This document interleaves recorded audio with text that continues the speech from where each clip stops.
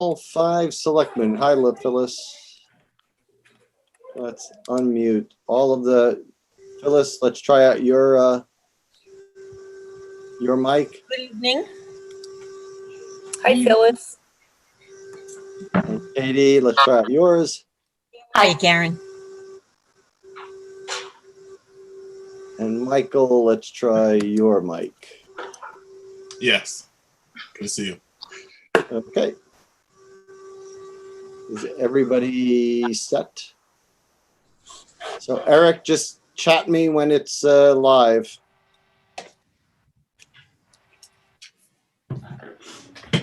Hey. Okay, we are on. So I will open tonight's meeting at 7:00 p.m. You are tuning into the Board of Selectmen meeting of Tuesday, April 14th, 2020 at 7 p.m. Eastern Time. In accordance with the requirements of the open meeting law, please be advised that this meeting is being recorded and broadcast over the Lunenburg Public Access Channel.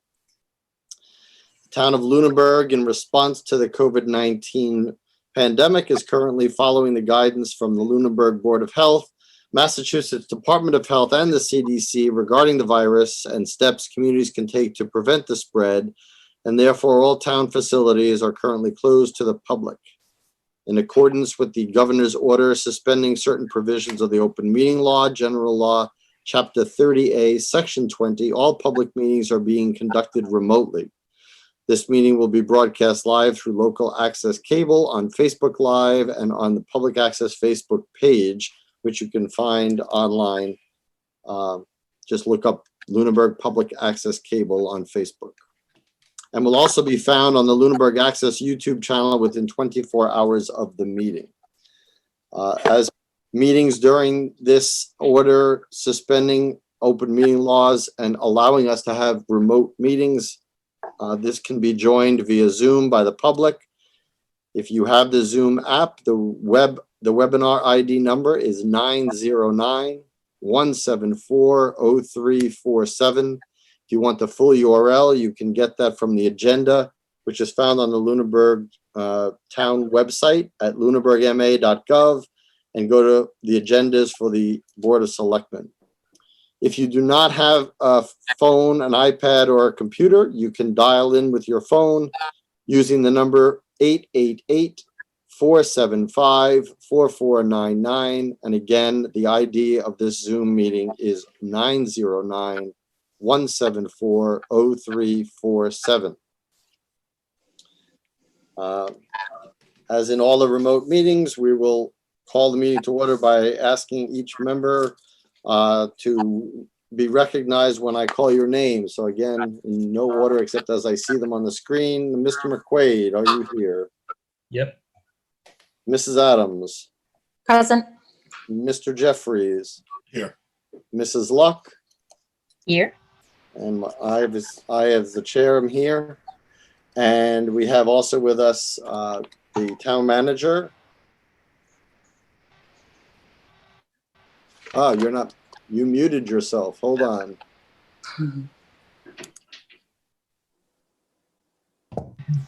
Here. Okay. And you don't have to respond, Karen, but when you come up to your part, we also have the finance director of the town, Karen Broschen.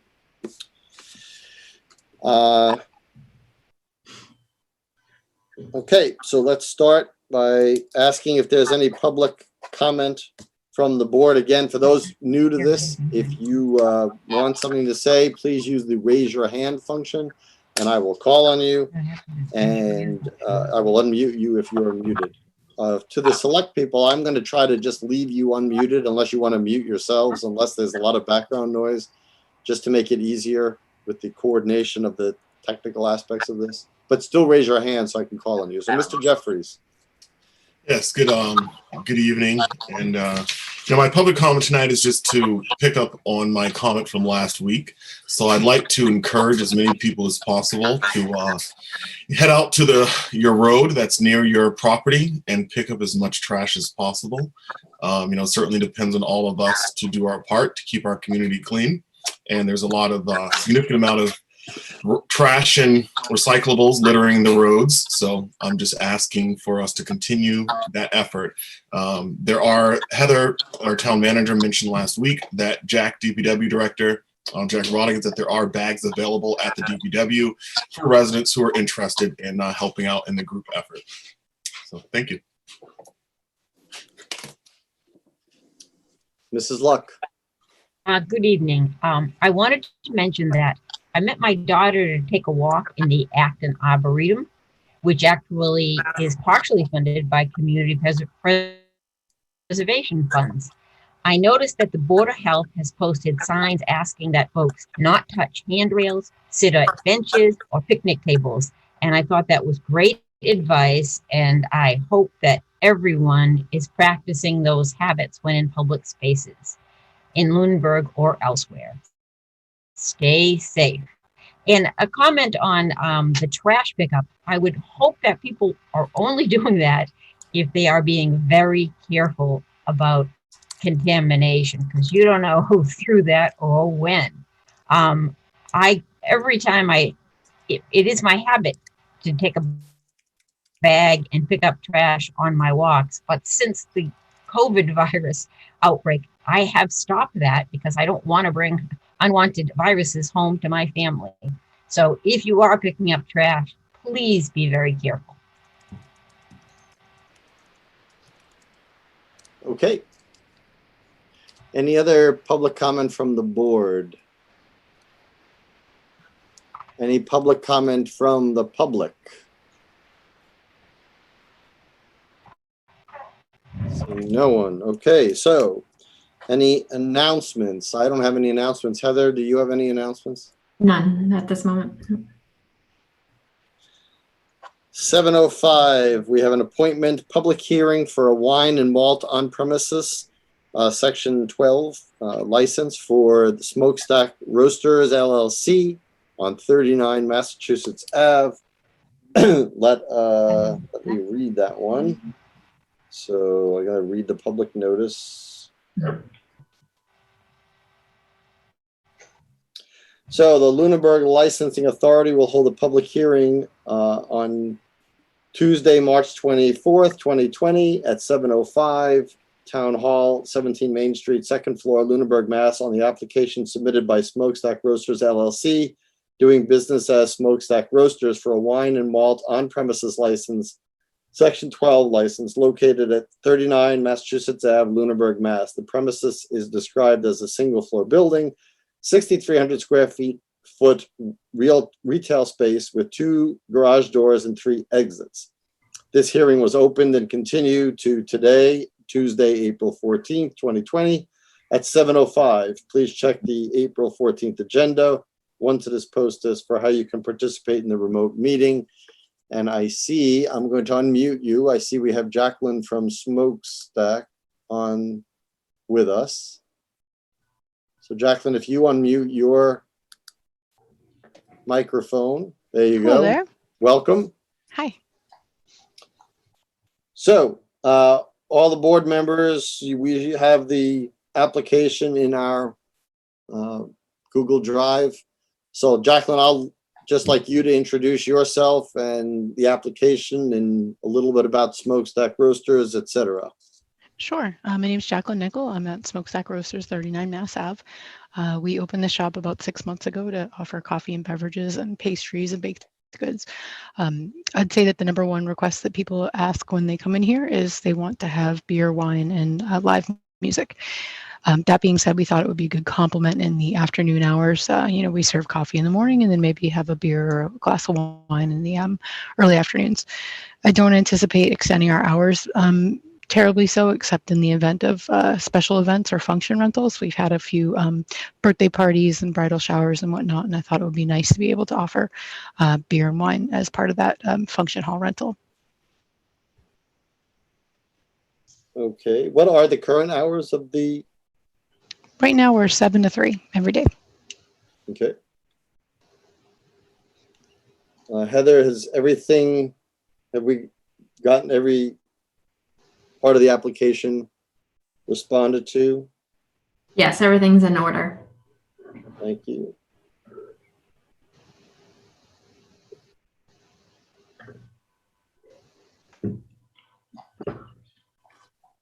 Do I have any questions from board members?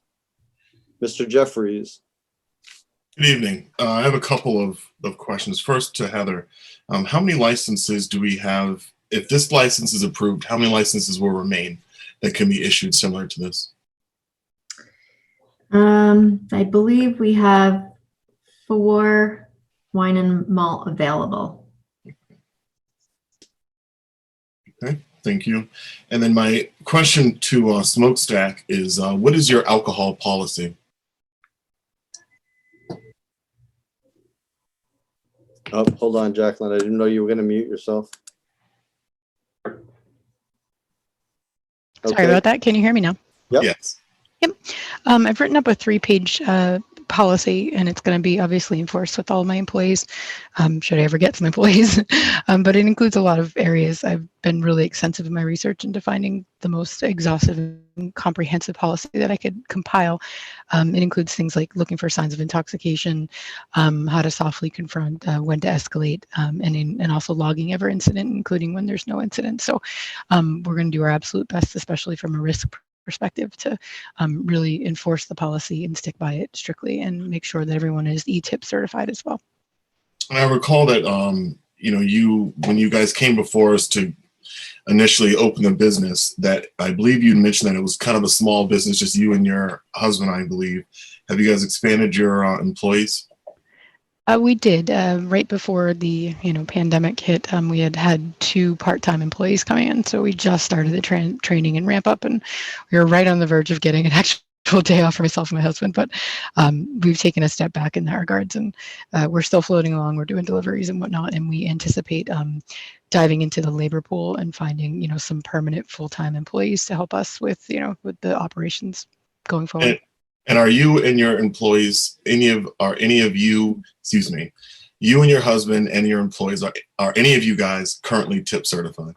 I am, as well as the employee that we had as an occasional employee when we had that 1-day single permit. So anybody who is serving alcohol is ETIP certified, and I anticipate, it was a pretty relatively easy process and inexpensive, so I want to have every employee onboarded to ETIPs. Okay. And my last question is, your lease has a really interesting provision in it about glass. And it says that you are responsible for replacing any broken glass unless it's related to a structural settling within 30 days. But 30 days is probably too long if you're going to have alcohol on site and have broken windows. So with a condition like that, I would just, it's not so much a question as much of a comment, as I would urge that you would probably want to have a company lined up to be ready to go in the event that there is some kind of vandalism or a window gets broken. Solid point. From a security perspective, we wouldn't want to have any, and looking at the windows, they're so big, if any of them were to be broken, we'd have a gaping hole that people could enter. So I will certainly take your advice and move with that. Thank you. Thank you. Mrs. Adams, hold on, let me unmute you. Yeah, I was just going to make the comment that the space, it's a large space, so I think adding ways for the applicant to be creative and use the space and provide a place for the town to have, or people in the town to have events and everything, it makes sense to me. I don't know if we're ready for a motion, but I'd certainly be happy to make one. So I guess I will. I would make a motion. Actually, Tom, since it's a public hearing, do you want me to wait until we see if there's anybody here? Don't mute yourself here. I'm going to offer it up to anybody who wants to say anything. If anybody who hasn't spoken, board members or public, who wants to speak in favor or against, please, this is your chance. Okay, Katie, it's all yours. All right, I would just make the motion that we would give the, make sure I read it correctly, but the wine and malt on premises license to Smokestack Roasters at 39 Massachusetts Ave. Okay, do I have a second? Second. Okay, so I guess for the purposes, before we vote on this, I guess I should close the public hearing and then we'll vote on it outside of the, well, I guess it doesn't matter. I guess we can vote on it now and I'll close the hearing. So all those in favor of the motion approving the license for Smokestack Roasters LLC at 39 Mass Ave. Please say aye. We're going to do this roll calls. Mr. McQuaid, Aye. Mr. Jeffries, Aye.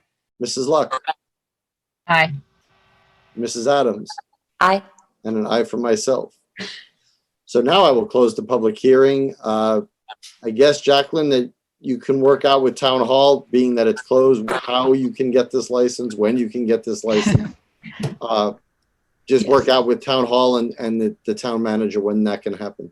Yeah, there's clearly no urgency to it yet, but thank you very much. Appreciate it. Thank you. Good luck. Thank you. Okay, 7:15. We have another public hearing. And let me get to that.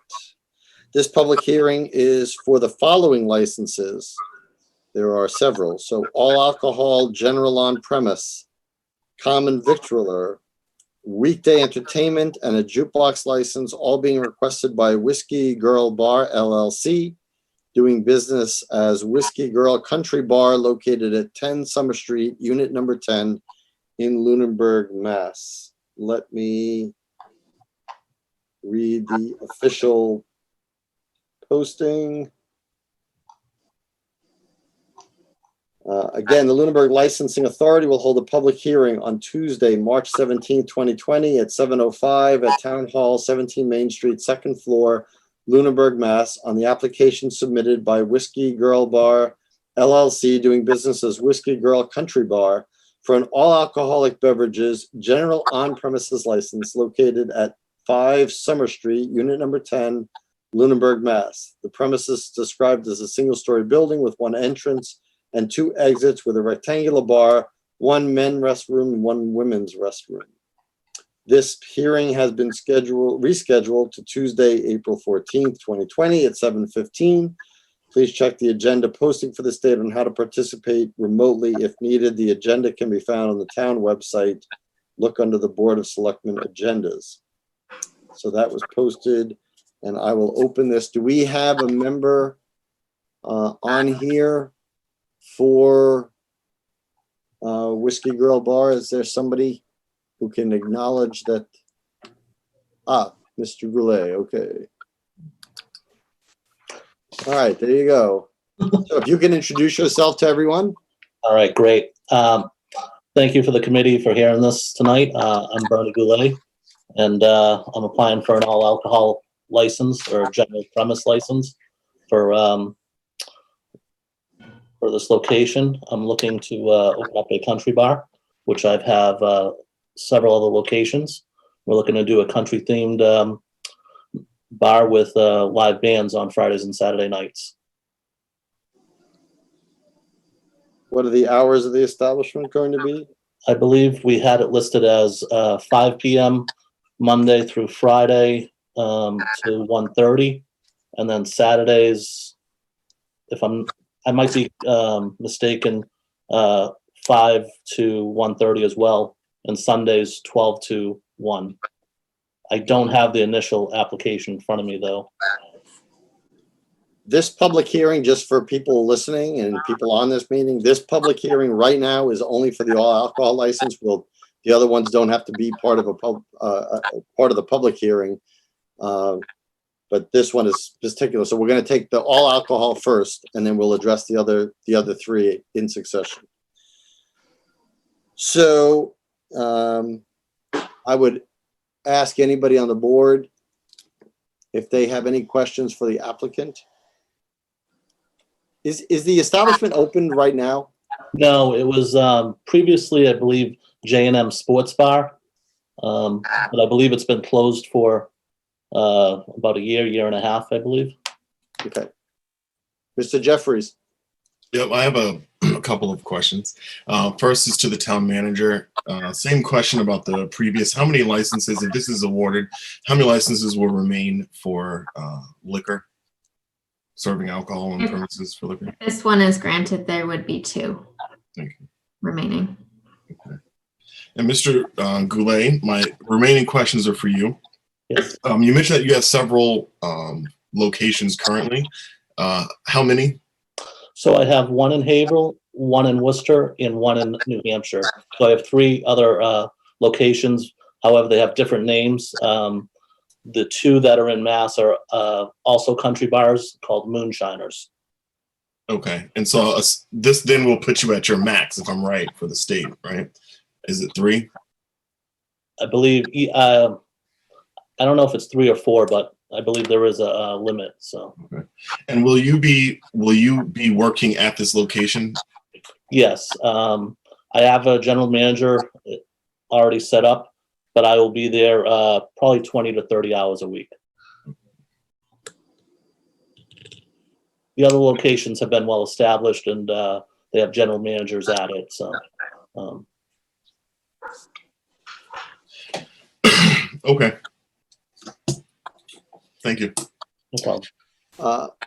In a follow-up to that, how long have the other establishments been under your ownership? So the one in Haverhill, we're going on, I believe, 3 years in September. The one in Worcester, it'll be a year in September as well, or August. And then the one in New Hampshire, I've had for 3 years. But I've been in the bar and restaurant industry for over 15 years. I've been pretty much right out of college. I got into this business, and I've done from bartending to being a general manager, marketing director, and now bar and restaurant owner. Excellent. Have you had any incidents with alcohol licensing at the other locations? Nope. So in Haverhill, we have had no fines, violations. The ABC, we have a great relationship with. There is a pending hearing for Worcester for a minor drinking. Worcester is a college town, and one of basically the hearing was delayed till April. They had done a compliance check. So. Any other board members have any questions for the applicant? I have more, but I think I'll wait. Okay, well, I will open it up to anybody. It's as a public hearing. If anybody would like to speak in favor or against this applicant, this is the time to let me know that. Seeing no one raising their hand and no one chatting it. Mr. Jeffers. Okay, I have a couple follow-up questions. So the first is the incident in Worcester that you just referenced. Can you explain that? So it's still ongoing. We haven't had our meeting with the ABC yet, but it was basically there was a fake ID used. They had done a sting, and we didn't actually have an ID machine. So the bouncer at the door accepted a fake ID. And so that's why we're going for the ABC. Since then, within a week of that incident happening, I spent almost $4,000 on an ID machine, which was suggested to me by Worcester PD in the ABC, and does 60 forensic checks. And so basically any customer of any age that wants to get into the establishment now has to have their ID run through the machine, and it will pop up yes or, admit or deny. And since then, we've had the ABC and Worcester. They have their own liquor unit in Worcester, and we've actually gotten 20 to 30 IDs, which we've turned over, and they've been very happy with us. So. And have you purchased the same technology to use at the location in Lunenburg? I haven't yet. It's costly, and I actually have them at all my bars now, though, because they're just a great tool and a great asset. But I do plan on purchasing it. And are all of your employees tip certified? Yep, I'm tip certified. My manager's tip certified, and we make that any new employees that aren't currently tip certified need to have that as part of their employment. So. Okay. It's a little concerning to me that there's what concerns me the most in these cases, and what I'm a relatively new member of the board, but what I'm always looking for is serving the minors. That's probably the only thing that I talk about with these hearings is because I understand that, there's many ways to make money, but what's really important here is that we don't accidentally serve alcohol to someone under the age of 21. Correct. And in my perspective, it is 100% avoidable.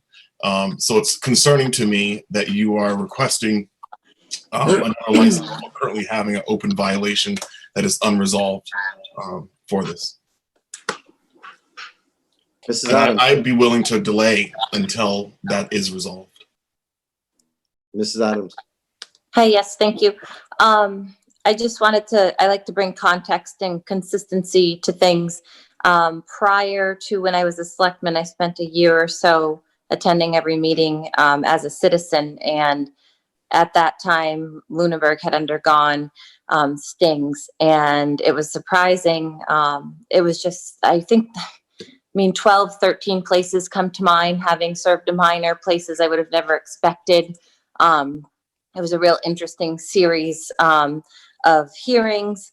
And so I agree with what Michael's saying about the seriousness of everything. And seriously, there's a lot of consequences, but just want to be aware that within our own town and within our current licenses, there's a history of these type of things happening. And I think the best that somebody can do is, after they identify a failure, is to figure out how to correct it and make sure it doesn't happen again. And so I just wanted to say that seems like what's going on in Worcester, and Worcester definitely is a different demographic in the sense that they do have a lot of college kids and whatnot. But I just wanted to say, in the sense of a incident being serious, most of our current license holders have had something of that nature occur and have had to remedy it. That's all. Anybody else from the board? I would concur with what Mrs. Adams said. I think, getting involved in these kind of stings is one thing. What you do says more about it than getting caught in the sting itself. So, all right, I would entertain a motion regarding the request for the all alcohol on general on-premise license for Whiskey Girl Barber LLC, doing business as Whiskey Girl Country Bar at 10 Summer Street, Unit 10, Lunenburg, Mass.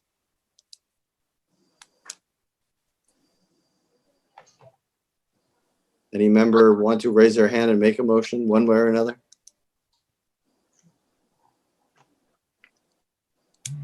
I will make a motion to get that we would approve this all alcohol general on premises license. Second. Any further discussion? All those in favor of the motion, please indicate aye. Mr. McQuaid, Aye. Mr. Jeffries, No. Mrs. Luck, Aye. Mrs. Adams, Aye. and aye for me. So that's the alcohol one. At the request or the pleasure of the board, do you want to take the common vic, the weekday entertainment, and the jukebox ones? Do you see a need to take them individually, or can we take them as a group? I think as a group would be fine with me. Any objection to taking them as a group? Nope. Okay, so let's do the other three in one group together. So we have a common victualler license, a weekday entertainment license, and a jukebox license requested by Whiskey Girl Bar LLC, doing business as Whiskey Girl Country Bar, located at 10 Summer Street, unit number 10, Lunenburg, Mass.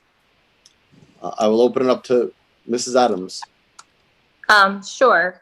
I just wanted to check in terms of the weekday entertainment license and what would need to be applied to events on Saturday. Is it a separate license, or is that just for Sunday? So I guess it's a bit of a question for yourself or Heather. If there should be the weekend one added, I guess he'd have to do that at a different point. And then I just can't believe we licensed jukeboxes, but that's fine.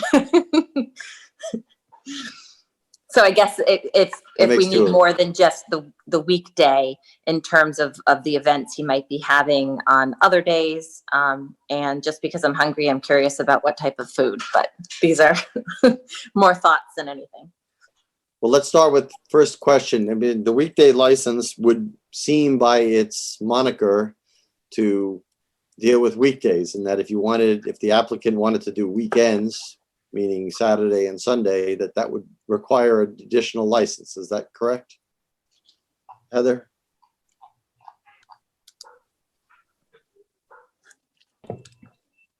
The weekday license covers Saturday. There's a special license for Sunday entertainment. Okay, thank you. So it's weekday and Saturday. Okay, gotcha. Any other questions from the board? Any other questions from anybody? Then I will entertain a motion regarding the 3 licenses. Mr. McQuaid, Make a motion to approve the common vic license, the weekday entertainment license, and the jukebox license for Whiskey Country Bar. do I have a second? Second. Thank you. Okay, any further discussion? I see no one's hand raised. So roll call vote. All those in favor, please say aye. Mr. McQuaid, Aye. Mr. Jeffries, Aye. Mrs. Luck, Aye. Mrs. Adams, Aye. and aye for me. So all 4 are granted again, as with the previous applicant. Please coordinate with the town manager when and how this can be picked up. Will do. Thank you so much. Good luck. Be safe. You too. Thank you. Okay.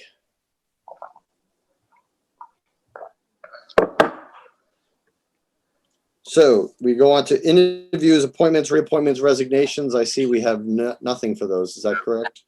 Correct. Do we want to take anything out of order while we have people here, Madam Town Manager? Sure, we can take the next item under current business. Okay, so let's hold off on the COVID-19 update. Let's go to adoption of emergency family and medical leave and emergency paid sick leave policies. Okay. And so this is on the agenda. These were new policies per the federal Family First Coronavirus Response Act that were required public agencies to provide this additional paid leave, as well as the emergency, which is an expanded FMLA leave. And I will let Julie answer any technical questions. The board has 2 copies, one of each policy, the emergency family medical leave, as well as the emergency paid sick leave. So Julie, it's all yours if you unmute your microphone there. Okay, we did it. Hello. Hello. Hello. Hello. So were you able to review the 2 policies? Was the board able to review everything? Yes. Did you have any specific questions on, say, the sick leave policy? We want to start with that. I did not. I'll leave it up to the board members. If anybody has any question or about the policy, seemed pretty straightforward, but please raise your hand if you. One of the policies. Go ahead, Phyllis. One of the policies mentioned a 40-hour work week, and we don't generally have that, so I didn't understand that piece. And I forget which one it was. I assume they'd be taken one at a time. Yeah, so some employees are, 40 hours is very few, but there are few, Very and the few. maximum would be 80 hours. There would be no hours given beyond the 80 for the sick leave. Those that work 36 hours a week would receive 72 hours total. So since most people work 32 hours, it would be 64? Correct. Thank you. Anybody else have any questions about the emergency paid sick leave policy as described and written in our Google Drive? I do have one thing to add, just to denote, and this conversation has been had with the police chief, the fire chief, and the DPW, It's allowable under the law to exempt public safety. We're recommending that public safety not be exempted for the Paid Sick Leave Act for the 2 weeks, but to be exempted for the expanded FMLA leave, which just refers to childcare. So just to be clear, when you say they're exempt, that means they cannot make use of that policy. Right. But paid sick leave, is the sick leave, if I remember correctly, has to do with the employee themselves, not if they're caring for someone else who's sick, or is it for anybody? For anybody. For anybody who's sick and Yep. So we're exempting them from the sick leave for purpose number 5, which is the child care. So if you look at, it's our page 2, number 5 is the employee is caring for the employee's son or daughter and so forth. They are non-exempt for purposes 1, 2, 3, 4, or 6, but exempt from 5. And that exemption is on page, I think it's almost the last one. Yes. On the last page, on page 5, right above interrelation with other laws, that last sentence.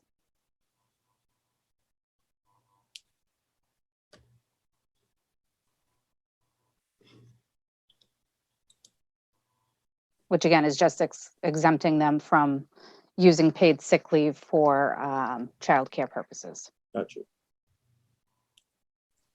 Mrs. Luck.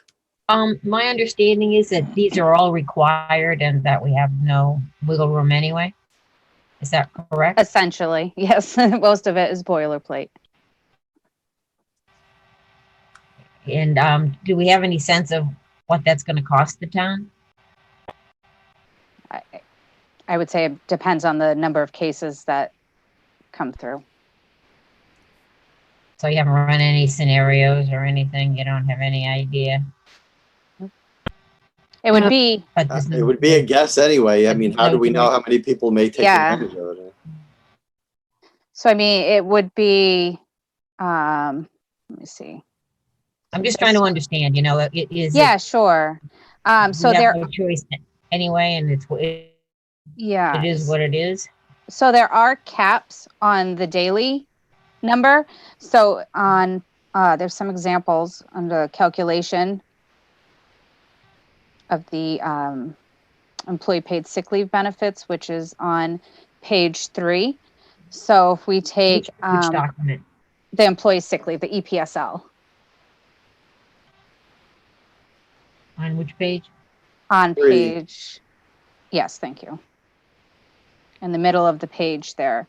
So if you take it for, if it's childcare or if you're caring for another individual who is either sick with COVID or quarantined, if they've been told, then the cap would be $200 a day and no more than $2,000 in aggregate. I would say that most people probably earn more than 200, depending on the day, I guess, if it's one of the 10-hour days. A question for the town manager on this, because further down in the agenda tonight, we are going to talk about emergency expenditures.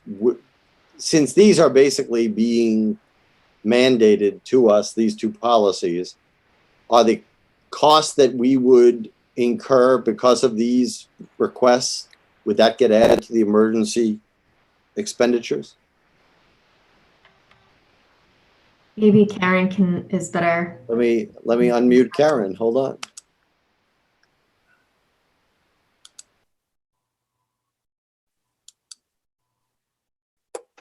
There you go, Karen. So any of the expenditures that are directly related to COVID-19, we will track those separately, and those at the time that the emergency is over and we're able to submit to FEMA for reimbursement, we should receive 75% of whatever that cost is through the federal government. Okay. I haven't seen any guidance though on that particular question.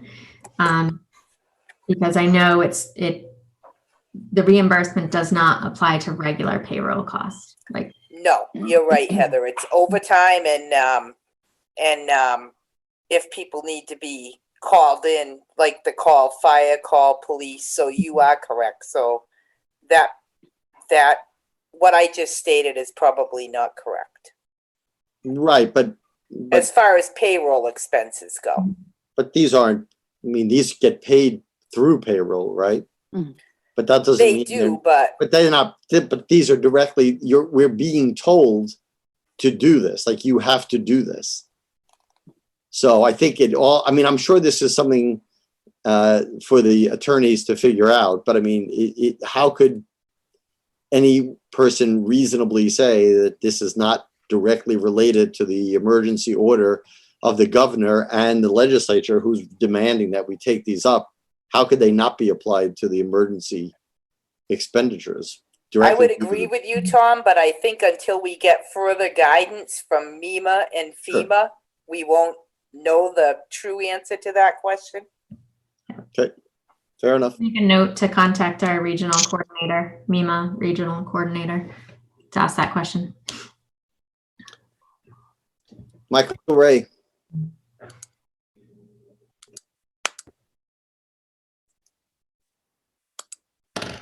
It's on mute. Thank you.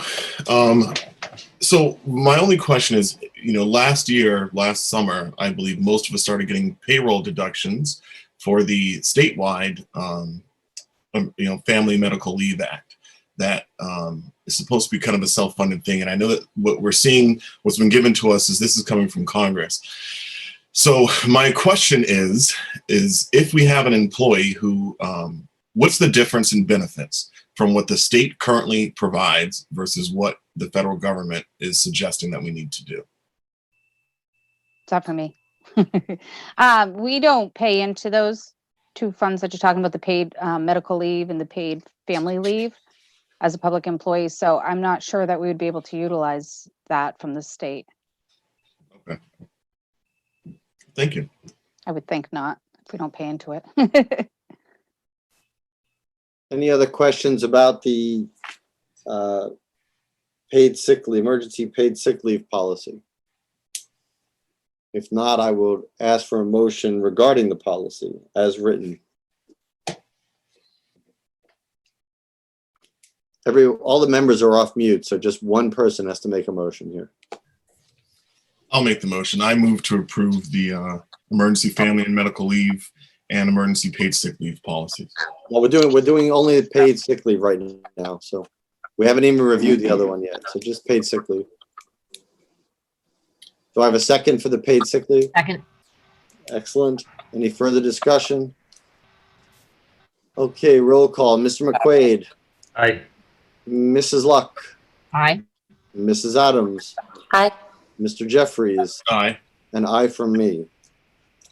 So it's unanimous. Now let's go to the family medical leave policy. Back to you, Julie. So the primary difference between the emergency family medical leave policy and the regular FMLA policy is that this one is only covering childcare, where regular FMLA would not cover a leave just to, kids have school vacation just to take care of them. So this protects for 12 weeks an employee who has to be home because their child doesn't have daycare or school's closed, up to 12 weeks. However, the 12 weeks is a combination between regular FMLA as well as the emergency family medical leave. So if somebody had used 4 weeks of regular family medical leave, then they would only have 8 weeks remaining for the emergency family medical. And family medical leave is judged, the 12 weeks are judged over the rolling past 12 months, or is it per calendar year? Rolling 12 months. Okay. Any questions from anybody about the? And just to recap what Heather said, this is the one that emergency responders, which includes DPW workers, would be exempt from. So I recognize that. I mean, I'm probably going to regret having asked this question. So how are they supposed to take care of their kids? Well, that's a question that I can't answer for them. I would think that it's on an individual basis, hopefully a significant other or a family member. Okay. It would be to lose a handful of police officers, firefighters, any DPW workers at one time is too much of a risk for the town, and that would actually increase Well, I understand the cost policy. too. I Right, understand the logic that got to there. Right. I just wanted to hear the counter argument. That's all. Because everything is I really about have one. everything is a balance, and I just like to know how you come to that because you know I'm sure there, however unfortunate it is, I'm sure there are many single parent first responders that have to deal with things like this. Right. So you know, I mean, it digs in deeper to the healthcare workers and so I forth. mean, at this point, isn't the state offering health, childcare for first responders? Yes, they are in certain So locations. I guess they're assuming that there's a safety net there. They're providing that childcare for That's you. a good point. okay, we'll let you go. That's a good point. Mrs. Adams.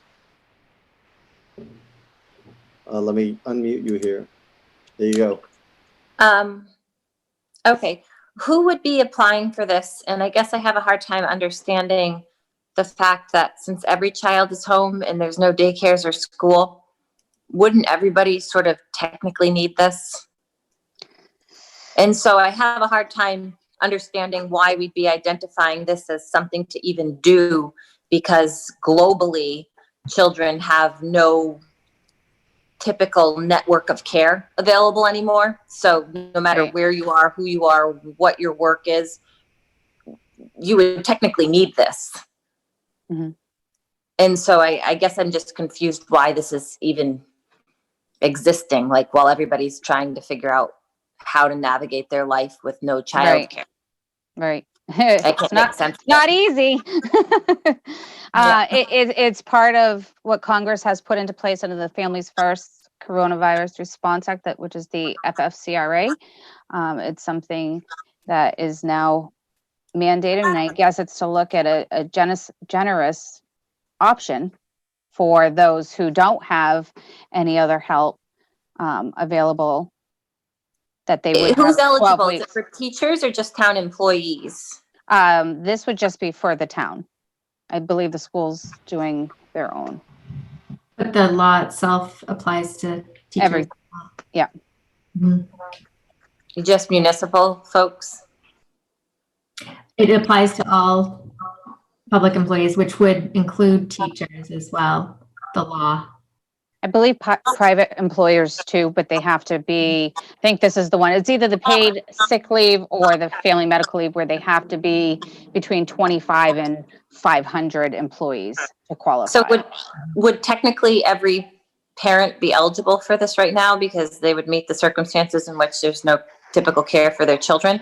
And how would we cope with that? I mean, I see that we're isolating the importance of DPW or police, but if this gave the window for every teacher to be like, you know what, I need 12 weeks off, the education system they're trying to piece together desperately would crumble too. So I'm not sure I'd be willing to say that every single person isn't as important as the police officer, et cetera, in terms of trying to make this new, strange environment work. I don't think we can just let people have a way out for 12 weeks. So I think the downfall for the employees is the daily cap and the total and aggregate. So again, you have that the emergency family medical leave benefits that cannot exceed $200 a day, or I should say, and 10,000 in the aggregate. So most of us make, again, this is, I think, a pretty good assumption, over 200 a day. So if we wanted to dip in and exhaust all the sick and vacation time, that's the option. I know for myself, I would prefer not to do that and find backup is harder, as much as I can rather than lose pay or have to exhaust my accrued time. Okay. All right, thank you. Yeah, I'm just having trouble when the description, Yeah, it actually fits like every single parent right now. sure. So I can't really make sense of how you carve out when it actually applies versus the fact that it actually applies automatically in terms of meeting the criteria. I think under the law, we're only allowed to exempt first responders at this point as well. So that's the only thing we actually have any play with. And like Heather said, after speaking with the chiefs and the director of the DPW, they've decided that that would be the best option. Okay. Any other questions? No, this is also mandated that we do this. Yes. Yeah, this is pro forma. basically. It's not something I wanted to create.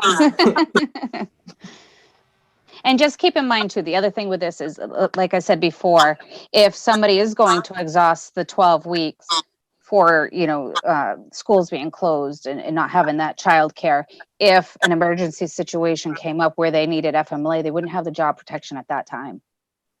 This coincides with it. It's simultaneous running. And when do these new mandates expire? Like The end how of long? this year, December 31st Okay. of this year. Yeah. For now. It's December 31st or earlier, right? If it's deemed. If the town, yeah. So we have Mr. Beardmore from the FinCom has asked on the chat, what's the anticipated cost? And just like with the previous emergency sick leave, we don't know what it's going to be because we don't know how many people will avail themselves of it. And it could be 0%, it could be 80%. It's really hard to know. So Right. far, knock on wood, in Lunenburg, I think we'll hear about it in the town manager's COVID-19 update, but I think, what do we have? 18 or 19 cases? 20. 20 cases. So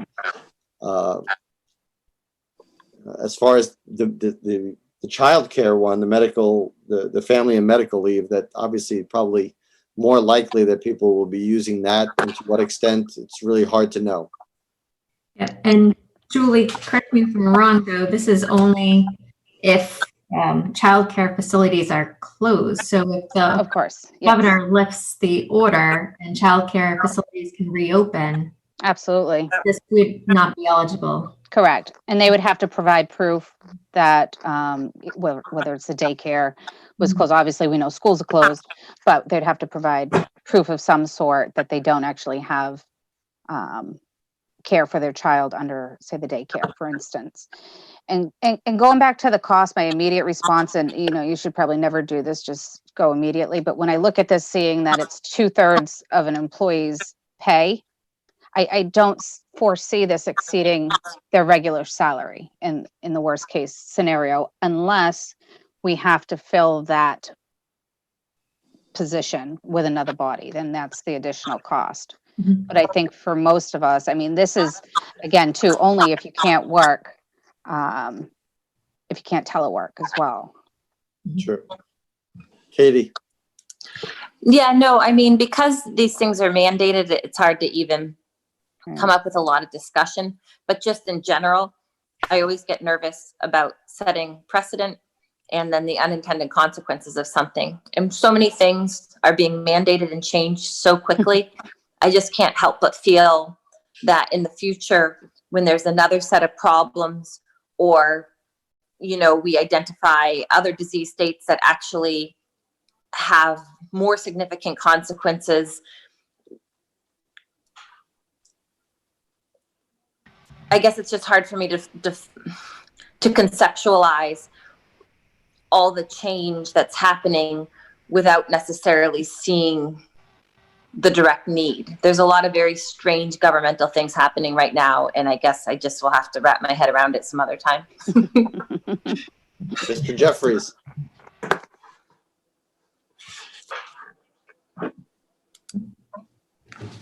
Thank you. My only question is we're talking about town employees, but normally we don't talk about school employees. So does this cover the schools? In general, the law does, but this policy is for the town, the municipality itself. Okay, not including the school I department. believe the school has a similar policy of their own. Yeah, so the school committee will have to take up the school department. Correct. And can we, Heather, can we absorb the costs, potential costs from the school department if it exceeds their budget? I mean, I know this is all uncharted. We don't really have answers to this stuff, but if we assume that 10 teachers need to use this.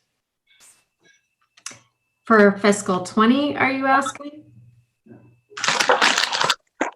So Yeah. again, this is only for childcare. I would assume at that point the teachers would be, if they're working and they needed the childcare, then I would assume that their child is also at school and daycares are open again, is my thought. Okay. Any further discussion on the policy? If not, I would entertain a motion regarding the emergency family and medical leave policy as defined and discussed. Make a motion to approve the emergency family medical leave as discussed. Second. Any further discussion? Roll call vote. Mr. McQuaid, Aye. Mrs. Luck, Aye. Mrs. Adams, Aye. Mr. Jeffries, Aye. and an aye from me. Julie, thank you very much for your Thank time. you. Stay well. Yes, you too. Thank you very much. Have a good night. You too. Bye-bye now. Okay, we go on to vote to authorize the emergency expenditures related to COVID-19 per Mass General Law 44, Section 31. I will hand it over to the town manager and to the finance director. Okay, thank you. I'm just going to read the memo I forward. I think it's a back feed. Okay. All right. So after the issuance of the state of emergency by the governor on March 10th, and prior to the governor's request for federal disaster assistance, the Massachusetts Emergency Management Agency, MEMA, issued guidance on what expenses towns should be tracking. So when the federal assistance became available, municipalities would be able to submit for reimbursement for costs incurred by the town related to the COVID-19 pandemic.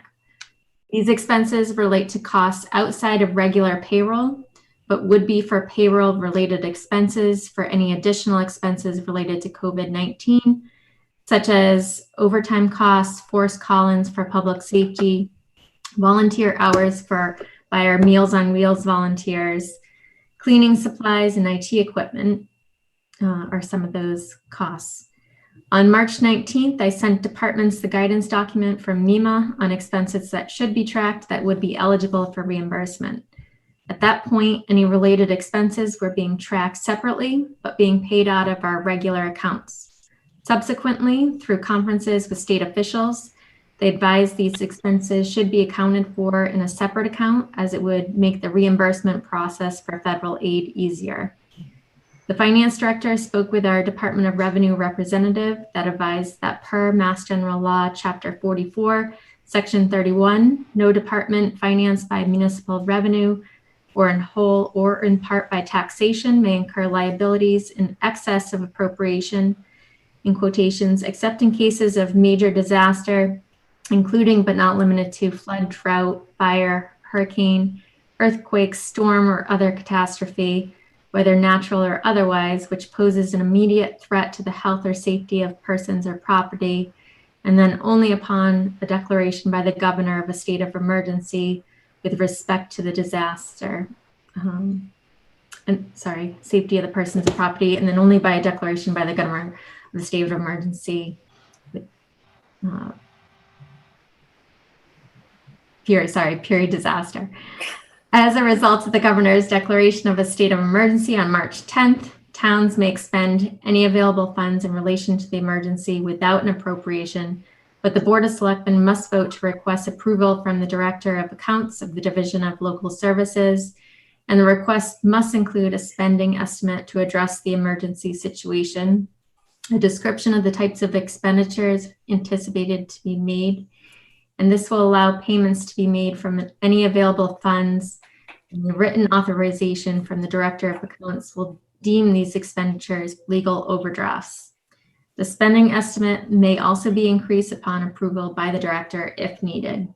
So to summarize, the request before the board is to request approval from the Director of Accounts of the Division of Local Services to expend an estimated $100,000 in COVID-19 related expenditures that include personnel costs, overtime costs, costs related to the extraordinary cleaning of public facilities, costs related to maintaining the health and safety of employees in the public, including the purchase of personal protective supplies and equipment, costs related to the implementation of remote participation, the cost of providing food security services, and IT-related costs related to remote learning and telework. So my first question is, do we have an estimate of how much we, up until this point, approximately 1 month into this, how much we've already spent? Karen has put that information together. I'll let her speak to that. The dollar amount that's been submitted for payment to date that I am aware of is $30,400, but I know that there are additional costs that I haven't seen yet, and some of those are costs related to additional cleaning at town buildings and additional IT costs as a result of everyone working remotely. So as of right now, the costs that I have for certain are $30,400. And in your professional opinion, is 100,000 enough to estimate, given that we don't know how long this will be, but it has been talked about to go on at least potentially another 8 weeks? I think it's enough to get us through the end of the fiscal year. And if at any point in time we feel that it's going to exceed that $100,000, we can approach the Division of Local Services for an increase in that spending authorization.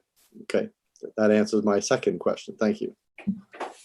Any board member have any questions for Mrs. Adams?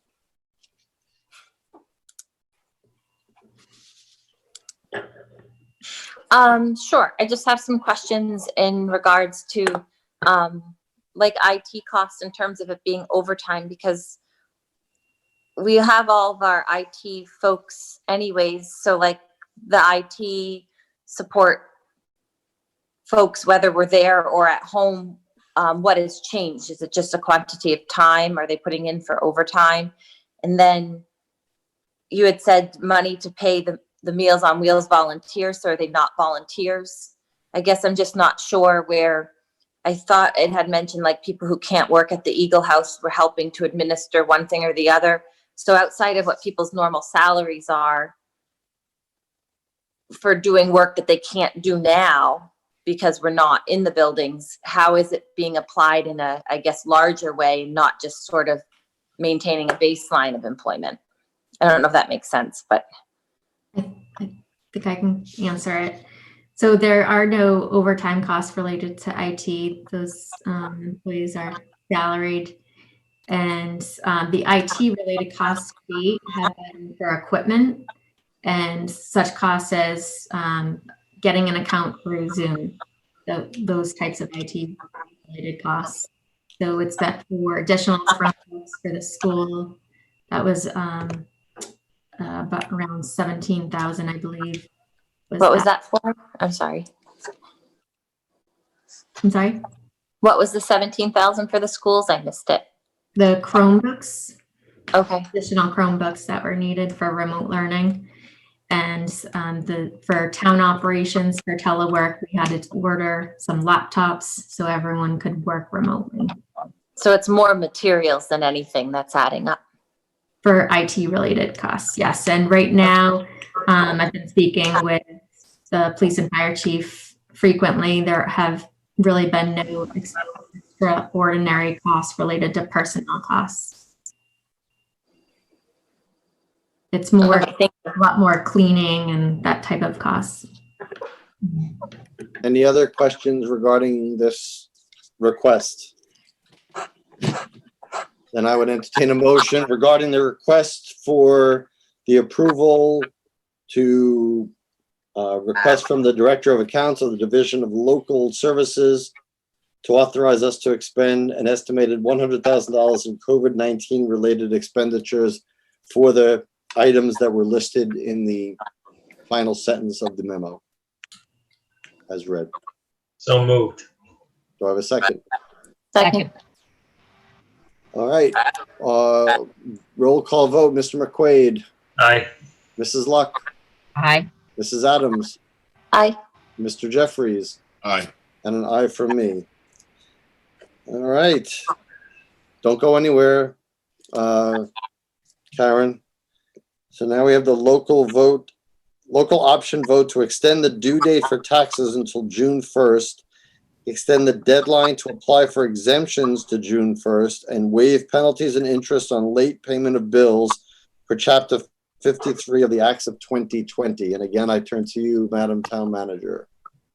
Yes, so per the special act adopted on April 3rd to address challenges faced by municipalities and state authorities resulting from COVID-19, towns through their chief executive officer, i.e. the Board of Selectmen, can extend due dates for tax payments until June 1st, as well as extend the deadline to apply for exemptions to June 1st and to waive penalties and interest on late payments of bills no later than June 30th.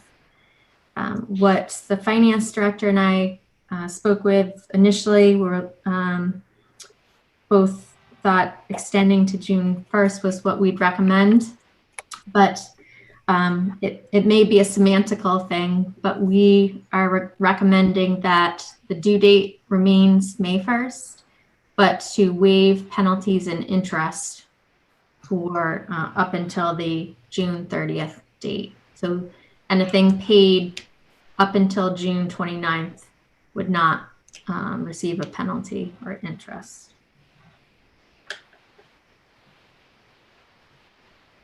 Does anybody have any questions about that? That seems reasonable. I mean, so we're keeping the deadline the same, but there's no penalties if you pay it effectively almost 2 months later.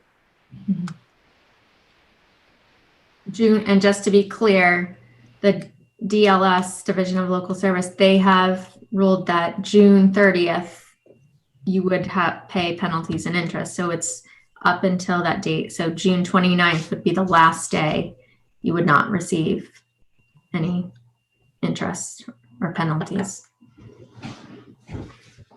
Okay, I'm sure there's reasoning behind that, but I don't want to get into it. Language of the law. Yeah. Yes. We need a vote for this, correct? Yes. Okay, so Mrs. Luck. Oh, I have a just wanted question? to make a comment.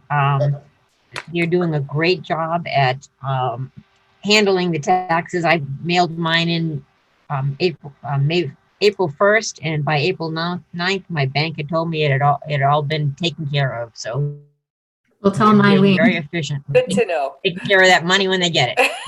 And I think, it is just a semantic thing. If, June, as long as there's no penalties until June 29th, I think that's the same thing as having them do June 1st. So I have no objection to that. Okay. So I would entertain a motion regarding this request to move the local option to make the due date for the taxes, keep them at May 1st, and extend the deadline for exemptions. When is the deadline for exemptions still going to be June 1st? Yes. Okay, so, and waive the penalties and interest on late payments of bills per Chapter 53 of the Acts of 2020, which means the last payment date that we can receive it is June 29th. So moved. Do I have a second? Second. Roll call vote. Mr. McQuaid, Aye. Mrs. Luck, Aye. Mrs. Adams, Aye. Mr. Jeffries. Oh, Mr. Jeffries is muted. Aye. And I for myself. Okay. Want to thank the finance director for all the good work and working in coordination with the town manager and all of your departments. Thank you, guys. Thank Stay you, safe. Karen. You too. Stay safe, all. Thank Yep, you. too. Heather, do you need me anymore? I think that was the last item on there that, unless you want to stay for the articles, but I don't know if there's. Well, most of the ones Everything. would be budget related, and I know we're not ready really to talk about that. Well, it's always a pleasure to have you stay, but it's your decision. Well, I can come back in if need be. Okay. Thank you, guys. All right, thank you, Karen. Okay, so let's go back to current business number 1, the town manager COVID-19 update. Thank you. So as I've stated in my prior updates, all these updates will be posted on the town website, the town Facebook page, the townwide listserv, and sent to the ledger and public access. The Board of Health is issuing weekly updates. The update received yesterday is dated April 10th and has been put on the COVID-19 Information Center page on the town website. And all new updates are on the front page of the website as well, from the Board of Health. As of today, there are 20 confirmed positive cases in Lunenburg and 1 death. Information resources for businesses is also on the COVID-19 information page. And I want to clarify something regarding the closure of town playgrounds. I received a question about the open space and town fields, whether they were closed because of Marshall Park and Wallace Park specifically. So the playgrounds at those 2 parks are closed. The open space is open, but we do want people to abide by the governor's order prohibiting gatherings of 10 people or more and social distancing protocols. So we, if those are not people are not following those orders, then we would have to reconsider those openings. I'm just going to cover new items. There's the same updates are listed throughout these public service announcements, if unless there's changes. And so tax payments are still only being accepted by mail to the Boston lockbox address or online bill payment. And another update from the state is the governor signed an act suspending MCAS testing requirements on April 10th. And so this was the act was called Chapter 56 of the Acts of 2020.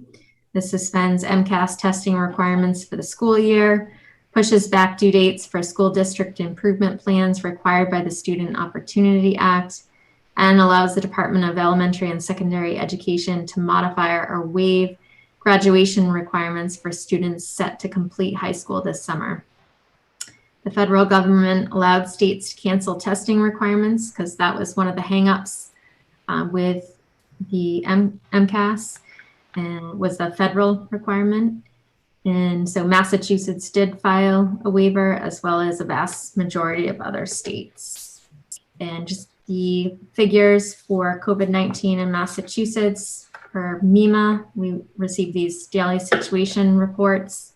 So as of April 13th, there are 26,867 COVID-19 cases and 844 deaths. 122,049 patients have been tested to date by the Mass State Public Health Laboratory and other laboratories. Those are all the new updates related to COVID-19. Excellent. Thank you. You're welcome. Any questions for the town manager on that update? I have a question. Go ahead. Is the caucus still looking like it's going to be on May 13th? Yes. I'm sorry, that's another important That's update. that same thing, That isn't it? was, I did confirm that with the caucus chairman today, that May 13th at 7 p.m. at Turkey Hill is the rescheduled date for the town caucus. Thank you. You're welcome. Excellent. Okay, no other questions. Let's move on. Approval of minutes from January 28th, 2020, February 4th, 2020, and February 11th, 2020. Entertain a motion regarding those 3 sets of minutes. I make a motion to approve all those minutes, 28th of January, February 11th. Do I have a second? Second. Okay, any further discussion? All those in favor, Mr. McQuaid? Aye. Mrs. Luck? Aye. Mrs. Adams? Aye. Mr. Jeffries? Aye. And an aye from my, well, actually I can't, I'm going to abstain because I think most of these were when I wasn't there, so I can't approve them.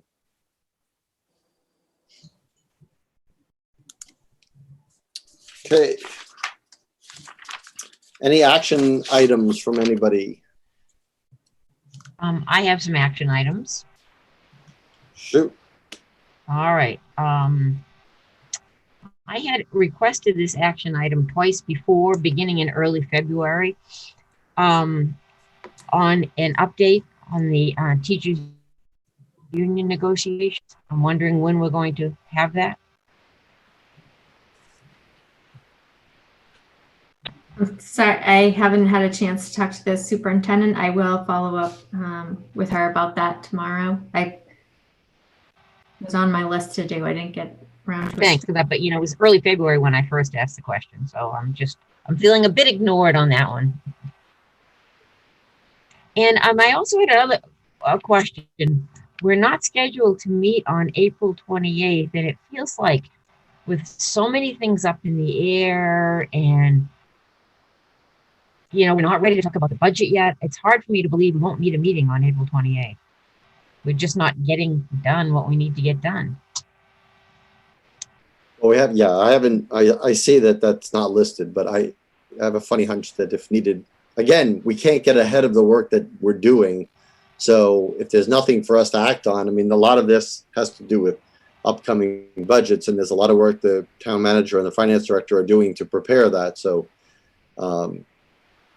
I know, but we have to start talking about it now. We can't be handed a budget and go, this is it.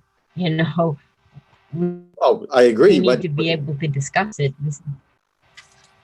I totally agree, but we also can't discuss it if we have nothing in front of us to do. So, I mean, I'm more than happy to open it up, and if we have things to discuss, I'll work out with the town manager if there are things to discuss in short order. But everything to do with the budget is going to be requiring that it be formulated, which again takes usually 2 months in preparation to get to where we were before the whole pandemic hit. So, we're trying to squash a lot of information back through the number factory in a short order. But there's a lot of things. It's a lot of things we know. We know. The state revenue is going to be down 20%. How much? That's an estimate. We know this is the worst economic situation since, the Great Depression. I mean, it's not business as usual. We just have to be taking a really hard look at everything. And Right. I'd like to start doing that. Thank you. I think it's, whether you intend it or not, you're making the unfortunate assumption that we're not taking it seriously. I haven't seen evidence of that yet.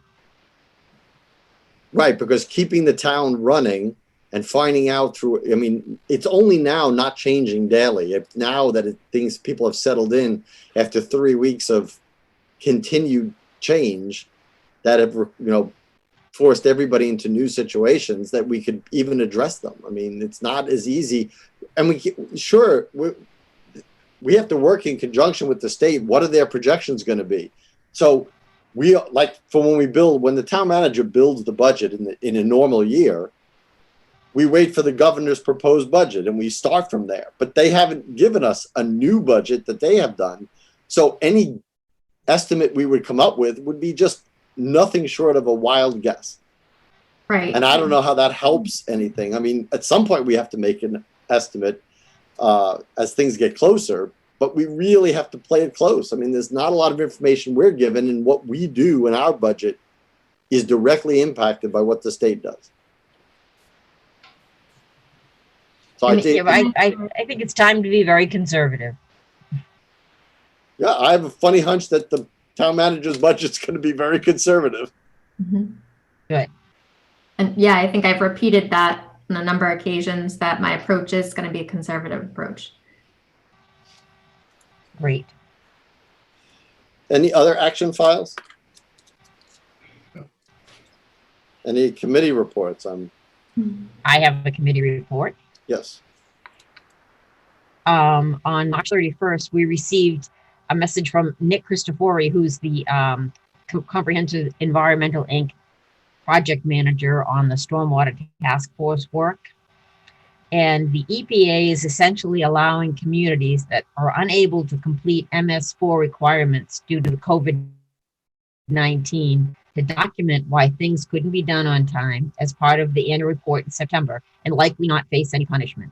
So we're getting an extension from the EPA. They understand we're going to have to put things on hold for stormwater as we deal with this COVID. So I think that's something that we can think about as budget items and remove storm. I reached out to Nick today to say, okay, what are good things to put on hold in the next fiscal year and put them out till the year after that. So I think that we have to start looking at all our contracts and say, all right, it's not business as usual. What can we put off?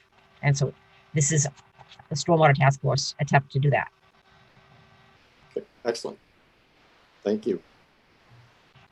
Anybody else have any committee reports? Okay, old business. We will revisit the right of first refusal on the property coming out of Chapter 61, the plus or minus 8 acres on Holman Street and Northfield Road. So there are some new, some old information in our Google Drive regarding this property. And so I looked, one of the things that was discussed last week was that it was not clear where that property, the 8 acres was. But I looked at the application and it looks pretty clear that it's right on the corner of Northfield and Holman, and ends 200 feet short if you're looking from Northfield Road, 200 feet short of the property right above it, also on Holman Street. So it seems to be clear what property they're taking out of chapter.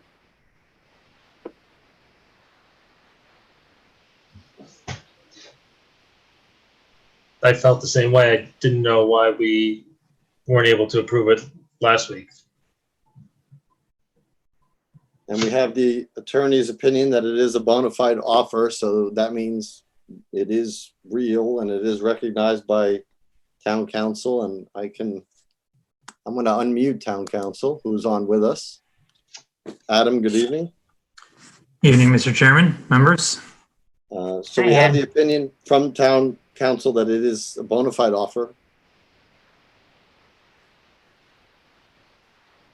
And I don't know that we have any more information. It's not that the land coming out of chapter is not contiguous to any existing town property that I see. It's on the corner of the street, has abutters on both sides, and then the property owner who's taking out of chapter abuts the back of the property.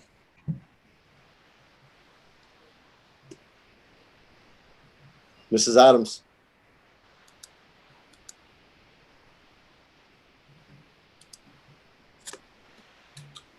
Hi, and I can maybe pose my question to Adam as well. And it wasn't about whether or not there's a bona fide offer. The questions that I'd raised were to the fact that although there are sketches of where the property is, they were not engineered drawings, which I think is represented by the fact it says plus or minus 8 acres. All the other properties that we discussed last week, there being 4, had a specific amount of land because they had engineered drawings and had specific lots. There's over 100 acres of land on the deed for this parcel that is plus or minus 8 coming out of chapter, and the entire piece of property as deeded is contiguous to lane property. So where it says plus acres and the lots aren't defined in an engineered drawing, technically there's a little bit of curiosity here as to why they're not defining the lots as is typically done.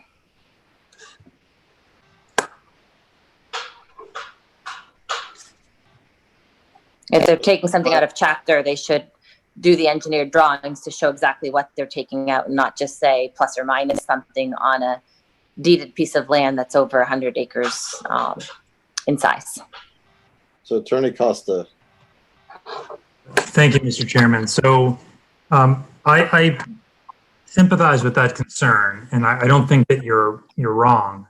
When we receive chapter land rights of first refusal, notices of intent to convert, or notices of intent to sell, my routine is to walk through a checklist of sorts that I have, slightly different for each of those notices, and determine whether requirements have been satisfied. Because as you know, you have a period of time as a municipality to either determine that the notice satisfies the requirements of the statute or doesn't, and if it doesn't, to put the applicant on notice. And in fact, in a number of past instances in Lunenburg, we have received notices that have not complied with the strict letter of the statute, and we've sent them back within that time frame and requested that they be resubmitted in full compliance. So one of the things that you commented on, and it was also referenced in the memo from Adam Burney that reflected some of the concerns that the planning board had, and I have a copy of it in front of me, was that the packet didn't include a plan that was stamped by a registered professional land surveyor. As you said, it wasn't an engineered plan. The problem with that is that the statute doesn't require it to be an engineered plan. The statute requires that it be that the location and acreage of the land be shown on a map drawn at the scale of the assessor's map in the city or town in which the land is located. So to the issue of whether the plan needs to be stamped or whether the plan needs to be a true plan prepared by a registered land surveyor or engineer, there's nothing in the statute that requires that. Now, I do agree with your point that you need to be specific about the land that is being identified. Indeed, the statute references the acreage of the land. I didn't view this because in the notice of intent to sell that was provided by the property owner through counsel, through Attorney Bowen, because it says in the introductory sentence that the land in question is the parcel of land shown as tract A, plus or minus 8 acres on a map drawn to the scale of the Lunenburg assessor's map, prepared by Zoc surveyors, copy of the map enclosed. I didn't read too much into the plus or minus 8 acres because I see with some frequency, even on engineered plans, but especially on plans that aren't engineered, that plus or minus or the symbol for approximately sort of the wavy equal sign is often used on plans because plans are not precise to the exact acre or tenth of an acre or quarter or hundredth of an acre. And so that plus or minus is something that I see even on engineered plans from time to time. We have a scale drawing that shows the location of the property of tract A specifically, and in fact includes the dimensions of tract A. You can see that tract A runs 700 feet along Holman Street. You can see that tract A runs 458 feet, excuse me, along Northfield Road, and so on and so forth around the entire boundary of the tract. So it does define the land in question. That is what is referenced in the purchase and sale agreement. It's what is being acquired by the prospective purchaser. And that is what the town would be purchasing if it opted to step into the shoes of that purchaser. Thank you. So with that being defined, does anybody, I mean, we should take a vote on this property. I don't see, being at a corner property and already hearing from one board that there is no interest. I mean, I don't, like we did with the other 3 parcels, I don't see that we need to keep the landowner waiting if we don't think we're going to be purchasing this. Mr. Jeffries. Yeah, I move for the board to not exercise the right of first refusal at this property. Do I have a second? Mrs. Adams, you have your hand up.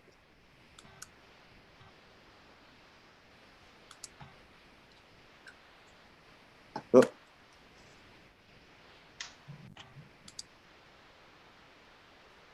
There you go. Okay, George, before we go into the vote, just one last question in terms of it being vague that it's potentially more than 8 acres. Question to Attorney Costa. Do people ever specify in these situations, like not to exceed 9 acres of removal, or sort of define, put an endpoint to the vagueness? So through you, Mr. Chairman, so I don't think that it can be vague. I think that the parcel that needs to be conveyed, that will be conveyed, that is subject to the purchase and sale agreement, and therefore that is the subject of your right of first refusal, is the parcel shown on the plan with the more or less exact dimensions that are shown on that plan. Now, I'm not an engineer, so I don't know with all these dimensions, is it 8.02 acres? Is it 7.99 acres?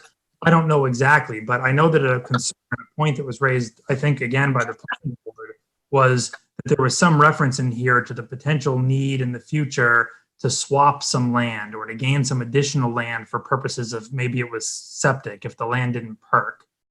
If that's the case, and I think that that Mr. Burney addressed this in his relaying of my opinion to you, to the board, if that occurs, then there needs to be a further notice provided, because that additional land would need to be taken out of chapter. I am not of the opinion that if it's determined that another half an acre of land is needed, that the applicant can rely upon this plus or minus 8 acres and say, well, that gives us the ability to add another half an acre without coming back to the board and asking it to release its right of first refusal.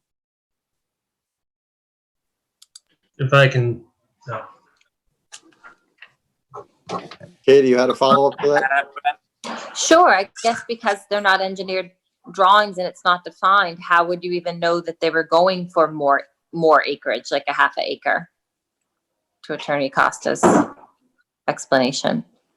And I guess my point is, for you, Mr. Chairman, it's not an engineer drawing, but it is a drawing that was prepared by a surveyor that has specific dimensions.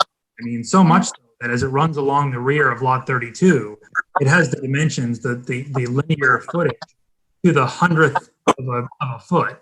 So I think that's what needs to be conveyed. And if ultimately what is conveyed is not exactly what's shown here, then they're acquiring additional land that would be chapter land that would be subject to an opportunity for the board, for the town to, again, release its right of first refusal or refuse to do so. Okay, thank you. Mr. McQuaid. and just putting my architect's hat on here, the extent, and referencing Exhibit A, tract of land being described, the extent is absolutely defined as 200 feet away from the neighboring parcel. The only plus or minuses are the 2 dimensions that intersect with the layout of the road at Northfield and Holman. So the only reason there's plus or minus is because they probably don't have the definite layout of the road mapped out on here at this scale. But the dimensions, like as far as creep back onto the property, that's defined as not a plus or minus number. Okay, so we have a motion to release the town will waive or be released from its right of first refusal, or will release its right of first refusal privilege, and that was, I believe, seconded. Who seconded that? I did. Okay, thank you. Luck. So now we will be taking the vote. Mr. McQuaid.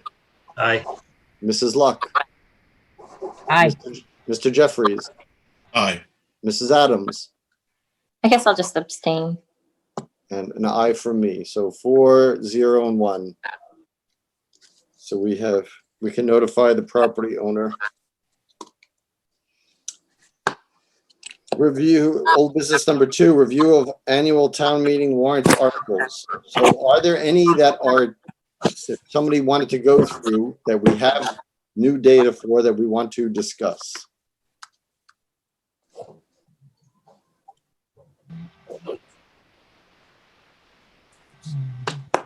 I'm going to take that as a no. So we'll move on. Proposed that item will stay on until town meeting, so don't worry. Proposed ballot question for the annual town election regarding the adoption of the Community Preservation Act. Now, Phyllis, you had sent around and a document that you had put together. Did everybody did all board members receive that letter? I didn't read it because I wasn't sure Okay. about emailing. Well, it was just data, Katie. There weren't any opinions in it. Yeah. I wouldn't have sent it if it violated open meeting. So do you, I mean, do you want me to I was read this? I Do you was want me to read this interested into the to- record? I think we I should was- if we're talking about it. I will read what, I mean, I will read what Phyllis wrote into the record here. It was sent to the FinCom and the Board of Selectmen. This was in response to Ms. Lantry's presentation to the board yesterday, last week, regarding the Community Preservation Act, called the CPA. Several of you indicated you were interested in having more information on the Community Preservation Act. Like you, I wanted to learn more. So as Ms. Lantry suggested, I went to the state's website and was able to locate a list of all Massachusetts communities, which details each community, the date of adoption of the CPA, as well as percentage each community has adopted. In summary, as of 4/10/2020, 172 of the 351 communities in Massachusetts have adopted the CPA, which is 49%. Of those, 76 are at 3%, 15 are at 2%, 39 are at 1.5%, 1 is at 1.25%, 1 is at 1.1%, 39 are at 1%, and 1 is at 0.5%. Of those 172 participating municipalities, 43% are at 3%. Therefore, of the 351, excuse me? 44%. 44% are at 44% of the communities that have adopted the CPA have placed a surcharge of 3%. Therefore, of the 351 communities in Massachusetts as a total, 21% of all the municipalities are at 3%. That, of course, includes those who have not adopted it. Looking at the Department of Revenue CPO reimbursement 2020 spreadsheet, round 1 distributed 23.92% of their funds to all CPA communities, regardless of their targeted percentages, that submitted projects. That was 86.8% of available state CPA funds. Round 2 distributed 8.2% of the remaining funds, but only to communities who have a surcharge of 3%. And round 3 distributed the final 5% of the state funds, but again, only to communities at the surcharge of 3%. In that process, 9 communities, all of whom have a surcharge of 3%, received 100% match. That's 9 communities out of 76. I have been unable to find information on the website to indicate exactly why those 9 were chosen, although most municipalities receiving 100% match had a decile rating of 1 or 2. Decile is a 1 to 10 ranking where 1 is the most highly ranked and 10 is the lowest in determining rounds 2 and 3 funding levels, although all 3% communities receive some funding in rounds 2 and 3. Smaller, less affluent communities are clustered in the 1 to 2% ranking generally. Lunenburg has a decile rating of 4. One decile 4 community, Whately, did receive 100% match. Other decile 4 communities, Mendon received 53% match, Tingsboro 39%, Upton 44%, and the decile 3 community of Southwick received 56% match. Round 2 is guaranteed. Round 3 has occurred annually since 2010, although is not guaranteed to occur. Communities adopting the CPA may at any time change the percentage. Littleton, for example, recently went from 1% to 3%. So this is the data that Mrs. Luck gathered in reviewing the CPA's state website on the Department of Revenue umbrella, and give us some insight about who gets funded what in the current environment. So thank you, Mrs. Luck, for providing that to us. It presents the picture not dissimilar than what I would have expected at this point, but it does clarify it a lot. There is no guarantee of anybody getting 100%.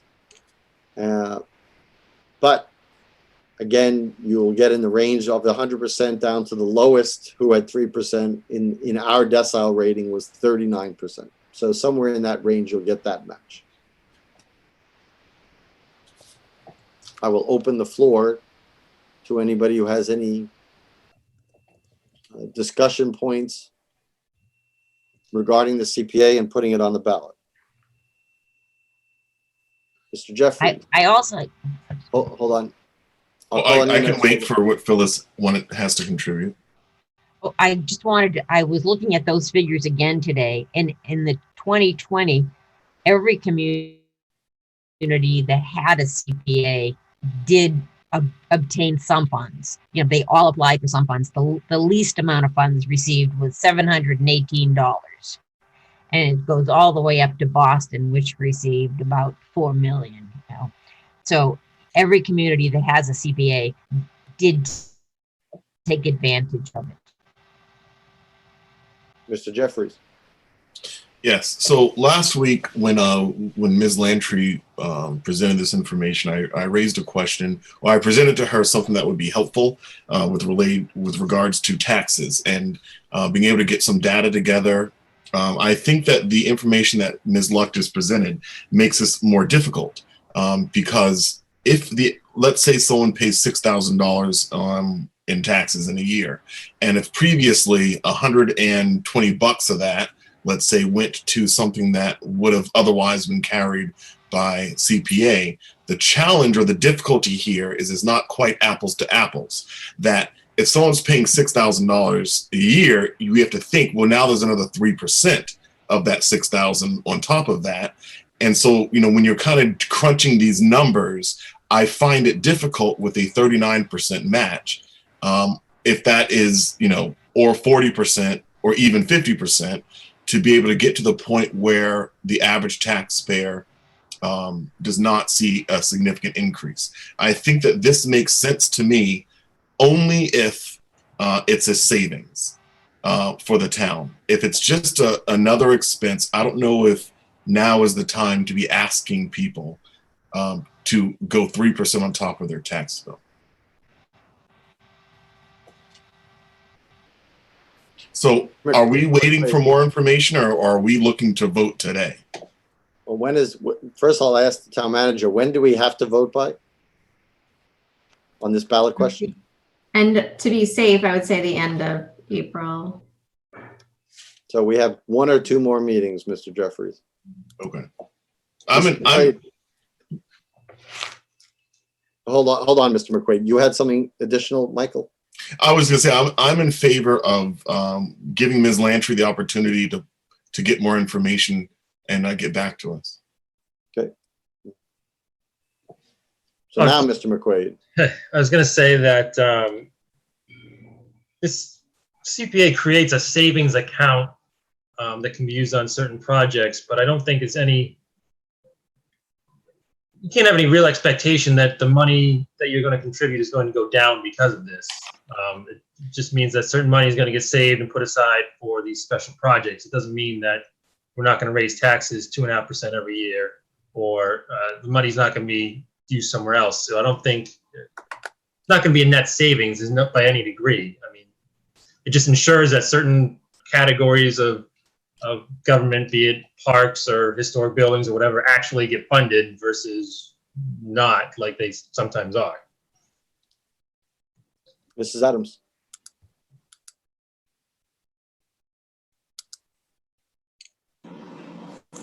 Yeah, I was just going to say my thoughts are that it's a difficult time, one, to, ask people for more money.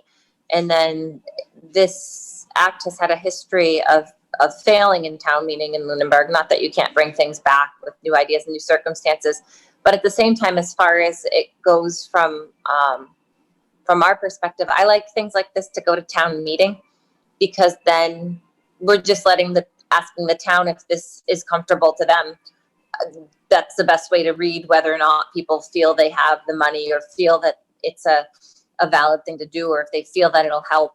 So I would support it leaving, I wouldn't want to make the decision. I would want to pass the decision to town meeting. The more things you can put in front of the legislative body, the better. So that's sort of, regardless of how I'd vote aside, as an individual, as a member of the board, I like things like this to go to town meeting. It gives everybody a chance to continue to talk about it and then ultimately weigh in on the decision. Mrs. Luck. I think CPA can be a great thing for a community, like you and Damon have both said, and that 3% is the place where it seems to make the most sense, because you're certainly going to get the most back. But I feel that this is really, there's a couple of things.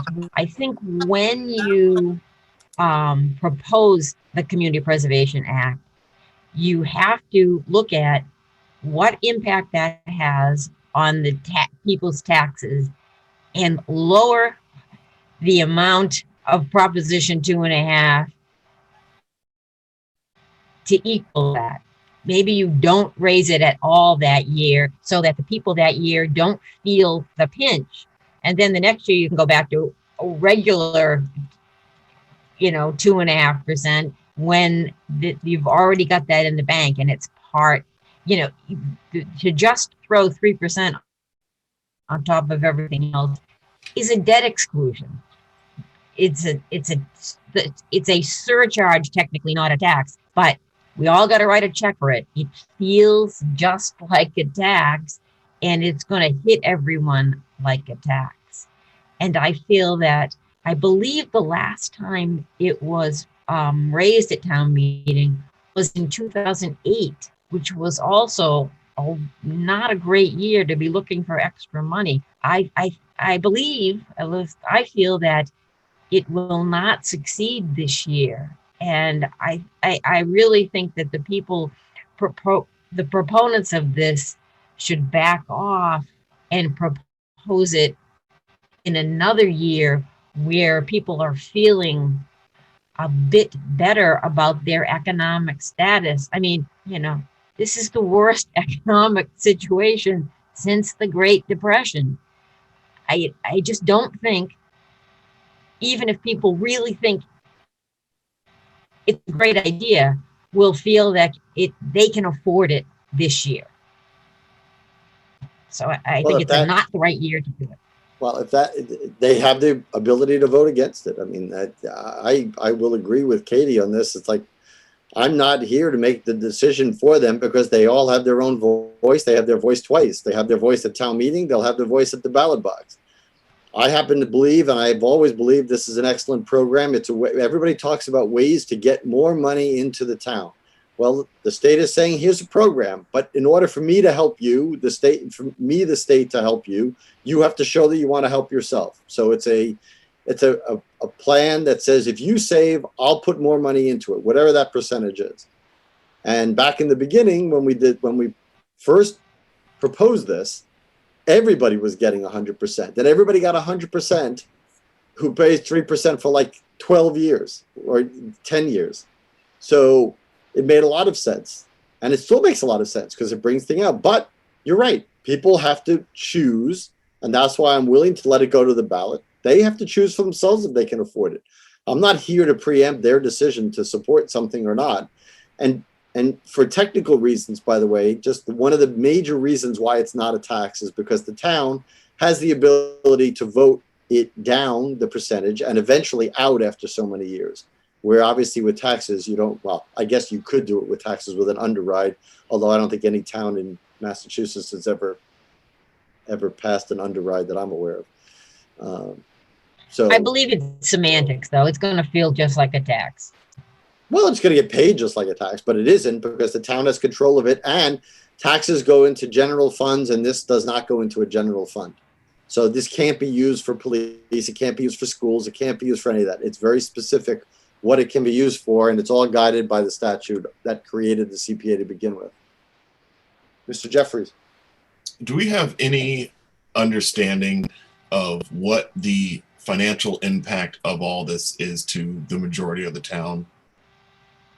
I mean, do we know that? I mean, I guess what I'm suggesting is that, no, I think that as the town's executive, I think that we have a responsibility to be prudent and to not be tone deaf to what people are going through. You know, everything is saying that we're going to hit 15% unemployment before the end of the summer. Lunenburg is not going to be exempt from that. So I think that we have, you know, what the CPA is and what it's suggesting, you know, it all sounds great and I can be on board with it in this circumstance if it's a savings. But I think on our part that, you know, yes, it's something that I think we all can in theory get behind, but we have to put it in context to now. Is right now a good time to go to someone when we know unemployment is being projected 15% and ask for 5.5% more money? No. But okay, but let me say again, it has to do with the way you're framing the question. But I am in favor of putting this on the ballot. But by me putting this on the ballot, and I cannot make this clearer, I am not asking anybody for any money. I want to repeat, I am not asking anybody for any money. I'm asking them to decide for themselves in every individual taxpayer's case, do you support putting money away for these purposes or not? If they don't, like they haven't twice before, I'm fine with that. The town will go on. If they do, it gives them the opportunity. But I am not asking them for any money. What concerns me though is that I think this is a great idea. And I think that we probably should have done this in the past. And I think that there definitely should be done in the future. But I think the concern is that there's a point at which people start to feel like something's being shoved down their throat. And when someone votes no twice and they vote no another time, then it seems as if we had a better understanding of the picture and then we came to the next year with a 5-board recommendation in favor of this and we can speak for that, I think it would be a much better thing. It sounds as if there's already decent support on the board already for this. It would be, I think, much more advantageous if we all can get behind this and support it. But I hear what you're saying, put it before the town. You know, nonetheless, the Board of Selectmen does get to have some say over what goes on the warrant. And is this prudent? Does everything make it to the warrant? If the answer is yes to that, then why do we have our process to approve it in the first place? You know, I think that we should be a little prudent here if we really want this to get passed. But I understand what you're saying, Tom. I can. Board's pleasure here. Do they want to take a vote on this tonight, or do they want to? And again, with the situation being, it's not easy to get the word out to people. So if you're looking for these people to people like Mrs. Lantry to get information out and rally people, I don't know what's possible under these conditions. So, Mr. McQuaid. I hear everything that Michael's saying, and I agree with him. And I want this to succeed. I want the town to adopt the CPA, but I'm not sure asking people this year is the right way to do that. And maybe we can have a discussion, Mrs. Lantry and the other proponents, if they would be willing to put it off a year, because I don't think, I want it to pass. I'm not sure this is the right year to get it to pass. And since it's already been defeated twice, you know, if it's defeated 3 times, it's going to be hard to bring it up again. You This just could said be the from your own, last time. you did say the last time it was brought up was 2008, so that's 12 years ago. So it's not like it was brought up yesterday. Guess we can bring it up in another 12 years. We can ask Mrs. Lantry. Does it doesn't, I mean, I don't think doing it this year or next year, if people think you're going to convince people in this town to vote for this one way or another by postponing it a year, more power to you. But I don't think it's going to change people's votes one way or another. If they're going to vote this year for it, they'll vote next year for it. It's not going to be one or the other. But I'll leave it. Well, up I'd be a no this year and a yes next year. Excuse me? So I would be a no this year, but a yes next year if the economic situation was different. Oh, but see, you already caveated it. So you're not a yes next year. You're possibly a yes next year. If we're in the same boat we're in now next year. Well, that's what I'm saying. Right? So you can put that off anywhere. Mrs. Adams. I think it would be nice to check in with Mrs. Lantry in terms of if she has any thoughts of postponing it. But I'm of the mindset that there's no crystal ball and there's no reason to believe that things couldn't be worse in 2021, and we'd be asking somebody to put something off, and then perhaps they'd say, gosh, it would have been a lot easier in 2020 before things got, worse. So I just don't want to project that next year things are normal or next year things would be better. I think we can only really deal with the present. But I don't see any harm in waiting to next week to check in terms of her opinion, because she'd have to advocate for the positive. And if she feels comfortable doing so, I really like these type of things to go to the community. Even if it, yeah. I do want to mention that I did copy Mrs. Lantry on this documentation and ask her to let me know if there was anything that I misunderstood or any corrections that needed to be made. So I was trying to be very upfront with her and say, this is the way I understand it. Is this the way you understand it? Yeah, So either way, though, we have to bring her into our discussion because we can't be discussing it with her outside of our meeting. Well, sure, individuals here can be discussing it with her. That's perfect. I know, but that email was sent to everybody, so I'm just trying to be careful. Yep. But we will. So I'm hearing the general consensus that we reach out to Mrs. Lantry and ask if she can join us next week. And if she has people from her group who are pushing this, whether it's from Historical Commission or other members of the community, they can, I guess they should present a pitch to the people in the board. And we will leave that on the agenda for next week then. Old business number 4, discussion of the fiscal year 2021 budget, the FY21 capital plan, the 5-year financial forecast. Does anybody on the board have anything they want to discuss on those items? Heather, Okay. is the capital planning scheduled for, are we doing Thursday now? Thursday at 4 p.m. Okay. Thursday at 4 p.m. for capital Oh, planning. capital plan, okay. Does the town manager have any information to add tonight? In my town manager report, I talk about some financial updates. Well, Yeah, that's there a- was some confusion. I was confused by some things in that report. Okay. So they'll get clarified now. So it's a good Great. segue into the town manager report. All right. So announcement of existing vacancies. There are 2 alternate vacancies in the Agricultural Commission, 1 vacancy in the Americans with Disabilities Commission, 1 vacancy in the Architectural Preservation District Commission, 1 vacancy in the Finance Committee, 1 vacancy on the Open Space Committee, 1 vacancy on the Planning Board, and 2 associate vacancies on the Zoning Board of Appeals. And talent bank forms can be obtained on the town website and forwarded to the Board of Selectmen's office via email or mail. The Community Compact Grant. Currently, there is still funds in the fiscal 20 for the Community Compact Program, and I would like to submit an application as soon as possible in order to take advantage of this funding source that will likely be eliminated by the end of this fiscal year due to the impact of COVID-19. There are 3 best practices that I see as needs that will benefit the town in no particular order. First, create a formalized continuity of operations plan for epidemic situations.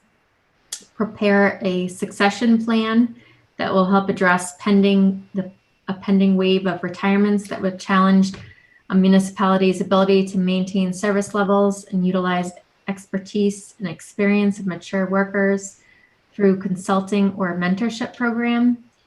And third, utilize financial trend monitoring modeled after the International City Management Association's financial trend monitoring system. Mrs. Luck. With community compact grants, do we have to put anything in, or is it all a grant? All a grant. Are you going to be asking for our opinion on those three things? Is there any feedback on those three? Well, I think it's too early to create a formalized continuity of operations plan for epidemic situations, or it's too late, either one. I mean, I think at some point we should look at what happened and what we went through and then come up with a plan. But in the middle of it, I don't think that's a good time. This is, So I think that one is like the least, attractive to me. that type of plan is something that we should have, and it's not case specific. And we did, when this whole pandemic started, I talked to the emergency management director, the fire chief, if we had this type of plan, which there was an outdated version for the fire department. And supposedly there was at some point years ago plans for all the departments, but nothing on file. And this is going back many, many years. So this is something that identifies key personnel and their duties, their essential tasks, and it's department specific. So it's very comprehensive, and something an outside agency could assist existing staff by working with the existing staff to formalize it. I think it's actually but I still great opportunity. I still think it's just, I think it's not the right time. I think, we can sit down and look back at what we did right and what we did wrong, hopefully in 6 months or a year. But when you're in the middle of it, I just don't see it. Well, if I may. Yes, I think it's a good idea, but I don't think now. I think the request is to apply for funding, apply for a grant to make a plan. I don't think it's to make the plan right now. There's two separate actions here. I think the town manager is requesting that we apply for funding, and this will be one of the things that we will do should we get the grant. Please, Madam Town Manager, is that correct or is that incorrect? Yes, that would be a best practice. So you'd pick all three, or you'd pick one of the three? I'm unsure of how many we're able to apply for. So minimum of one, maximum of three.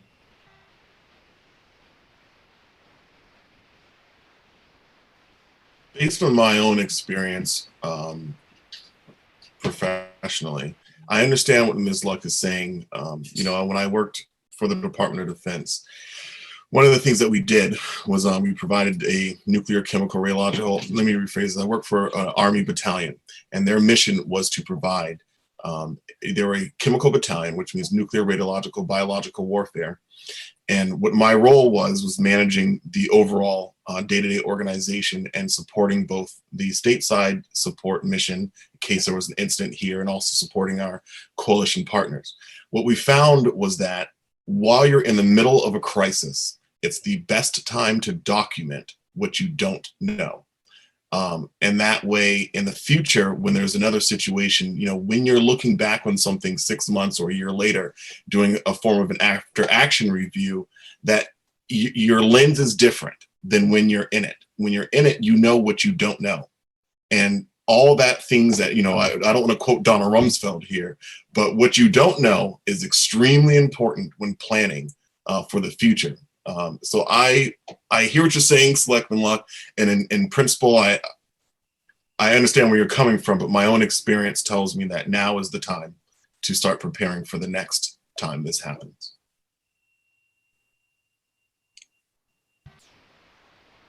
Before we go on, I just want to indicate to, because I chatted privately to Attorney Costa, I don't think there's any town council issues that are bound to come up between now and the end of the meeting. So if you have family stuff you want to do or other things you can attend to, please feel free. I'm sorry you didn't see my chat.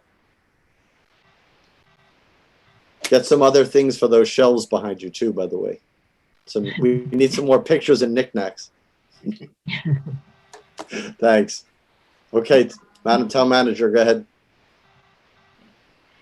The next item in the town manager report was community development block grant.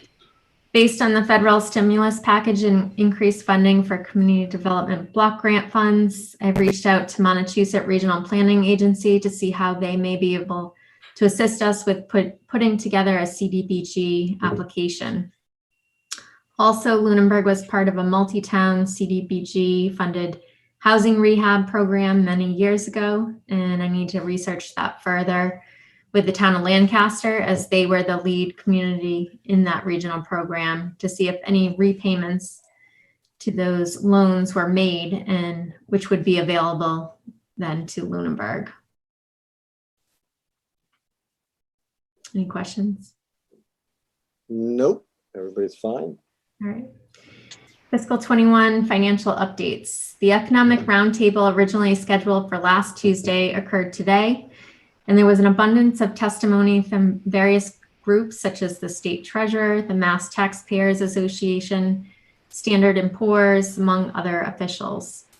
The meeting started at 10 a.m. and I had to log off at 1 p.m. to attend a briefing from the Lieutenant Governor, Sean Cronin, MEMA, and DPH, and the economic roundtable was still ongoing.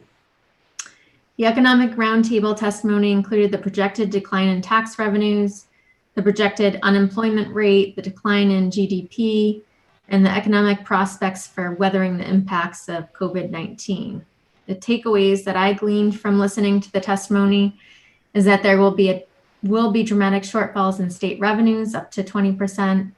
Unemployment may rise to 15%, but there are many uncertainties as well in all the projections that are dependent on a number of unknowns at this point, including when will the economy reopen, if COVID-19 has a resurgence later in the year, will this cause another shutdown that will have an impact, consumer behavior, being a coastal community will have a role as well, possibly in the impact on our state economy, among other factors that help create models for forecasting.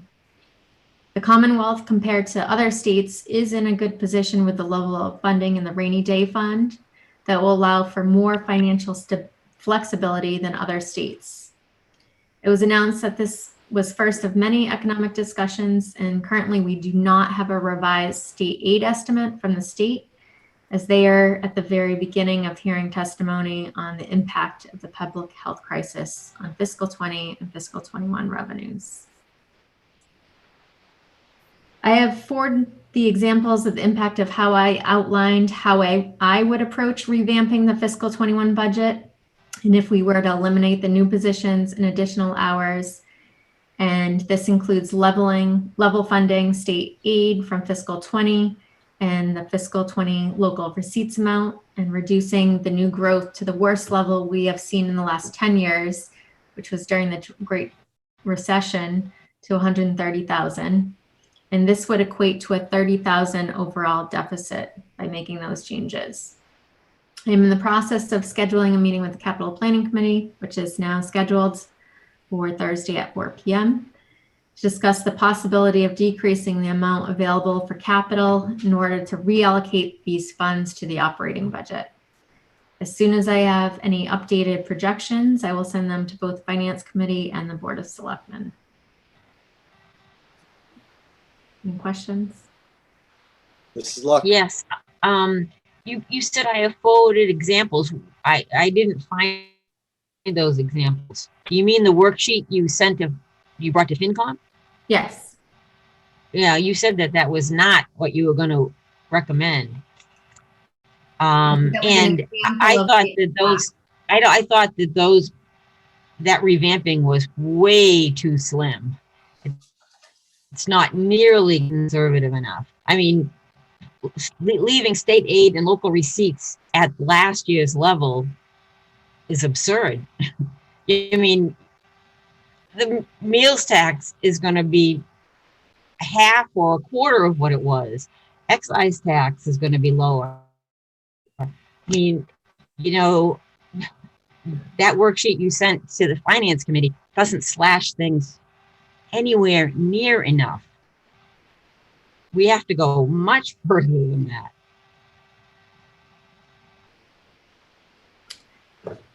Right now, without any figure from the state, as far as state aid, very little to go on. And this is unprecedented time where there's no historical data to fall back on. So, but you know local receipts are going to be way lower. They're not going to be at last. But as I've year's stated, levels. as finance director has stated in previous years, that our local receipts number are conservative to begin with, which I think you have taken issue with at points because of motor vehicle excise taxes. But in this example, this is a prime example why conservative estimates are key. Well, when she explained to me and she sent me 10 years of data, I was fine with that because she produced the data and I understood. But, I think, you've got a long way to go. We aren't nearly, we can't raise taxes. The 2.5% is got to be off the table for one thing. You've got to figure out how to get by with much less. That is a selectman's opinion. Yes. Mm-hmm. I don't know that I don't think that's the consensus of the rest of the board because I don't think we're at that point. So. No, I think we need to get there personally. Yeah. Okay. All right, I'll continue on my other updates. The assistant town manager, the assessor's administrative assistant, and I completed a draft request for proposals for tax assessment services and a position description for the principal assessor position, and met with the Board of Assessors last Wednesday, April 8th, and on Monday, April 13th to finalize both. The assistant town manager and I subsequently met with the Personnel Committee on Monday, April 13th to discuss the principal assessor position, which they approved and classified the position. We will simultaneously go out to bid for the principal assessing services at the same time as advertising for the principal assessor position. And based on the response to both the RFP and to the principal assessor position, determine the best course of action for the department. The request for proposals will be put out to bid this week with bids due by May 13th. The Sewer Commission held a meeting today, which I attended to review the draft request for proposals for operations and maintenance of the sewer system that will go out to bid shortly. And a new contract would be in place for the start of the new fiscal year on July 1st. And they also discussed a number of other issues pending before them. I have a question for you. Mr. Jeffries. Hey, first for that one, I would suggest Weston and Sampson, but that's just one of the options out there. But my other question for you is, is we've talked in the past about, I've asked routinely about about an update on the tanks, the fuel tanks over at the DPW area. And I learned that the location of the tanks is, the above ground tanks is being proposed to be at the same spot. But I recall at town meeting, there being a very moving discussion about how the tanks were really close to conservation land and how it was really necessary to move it further away from that land. And now it seems as if they're going to stay in the same location, but just be above ground. And what, and I want to make sure, and, that we're not getting a bait and switch here where those tanks are going to stay where they are and get filled in. It would seem to me to be prudent to have them in another location. The underground tanks have to be removed. Okay.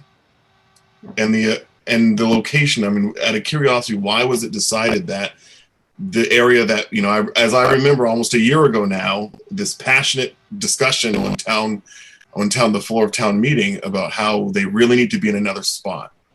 Why are we then putting them in the same location?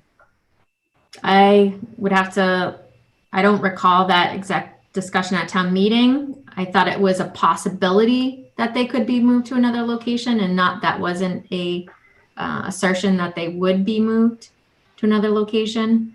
But it has all gone through proper engineering, and that will be discussed at the Conservation Commission meeting tomorrow night. I just wanted to add that I agree with Michael Ray that it was a really big point at the last town meeting that those had to be further from the Malpus Brook.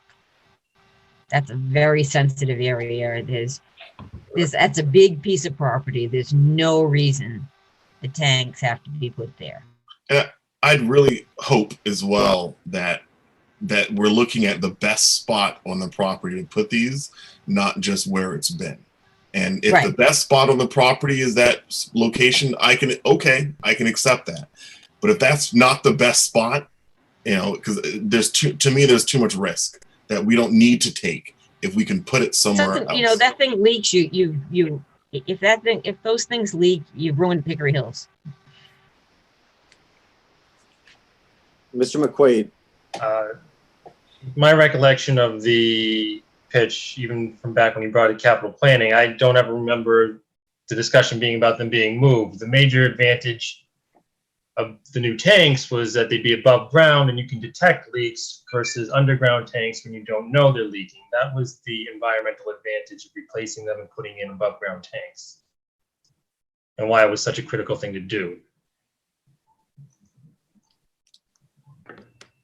Well, we can find out from the town manager can find out what the description was and why they're being put where they are. Thank you for following up on that. Yes, and I would remind the board members, I've kept the people unmuted so that I can easily call on you, but please put the raise hand up and don't, otherwise it gets to be a Zoom meeting free for all. And as somebody who does these all day, believe me, the last thing I want to do, I'm glad I'm a host because I can click the mute all, which I want to hesitate doing. But after listening to people talk over each other through teleconference calls all day, believe me, I don't need to do it more at night. So, okay, what other meetings do we have? You have meetings. Yes. Town council office hours are in May, on May 20th, 12 to 4 p.m. The disposal of yard waste is open each Saturday until May 16th from 9 a.m. to 4 p.m. School committee is meeting tomorrow, Wednesday, April 15th at 7 p.m. via Zoom meeting. Conservation Commission, as I mentioned, is meeting tomorrow, April 15th at 7 p.m. via Zoom meeting. The Library Board of Trustees is meeting Thursday, April 16th at 6:45 via Zoom meeting. And I will participate in the Finance Committee meeting on Thursday, the 16th at 7 p.m., as well as the Capital Planning Committee meeting, which is scheduled for 4 p.m. Thank you. Okay, so upcoming meetings. So we have a meeting next week, and at that meeting, Madam Town Manager, let's talk about if we have agenda items that we can discuss on the 28th. Again, there's no reason to not have meetings if there's things for us to discuss, especially since we don't have to vie for town hall meeting space. So, Mrs. Luck. I would request that the town manager send to the board any documents she's going to present at the Finance Committee on Thursday. It's just really helpful to have the document in front of you when you're listening in. And as I stated that in my town manager report that I would. Okay. Thanks. Excellent. Okay. So we have meeting next week. Any public comment from the public? I don't know that we have a public. Yes, Mr. Passios.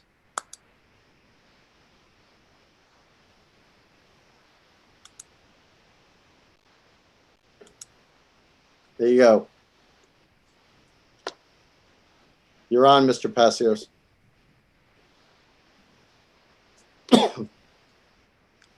Dave, are you hearing us?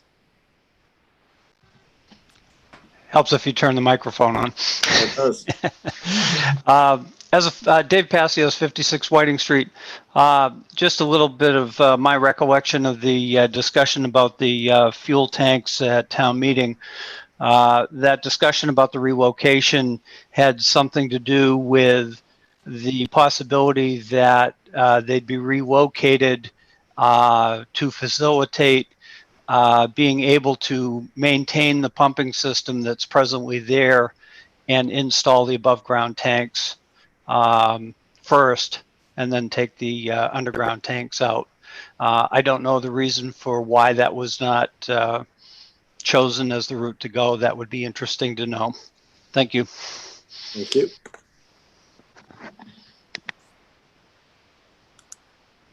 Any other, Mrs. Adams?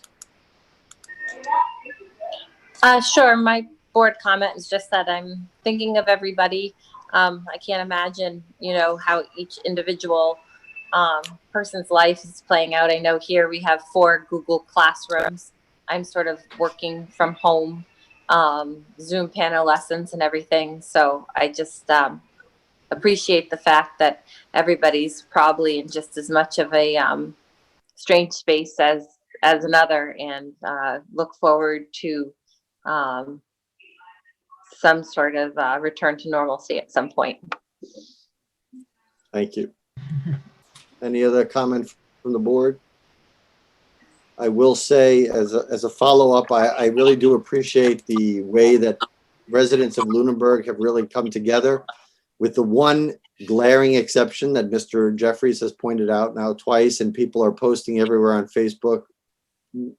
Really, at this time, I'm glad of everybody's participation, helping neighbors and everything, but the accumulation of trash, and some of it, personal protection equipment trash, is really uncalled for and really unnecessary, and really kind of undermines everybody else's participation. If we could just work on that, that would be excellent, because there's really no reason for that. And the last thing anybody wants to do is pick up soda bottles on the side of the road.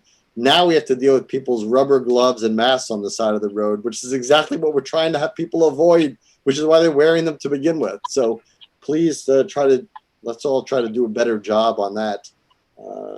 Otherwise, I think, the people in town hall, the teleschool and the remote schooling, and now that that's on board, and all the first responders and DPW and everybody, I think they're doing an excellent job. So we'll get through this together.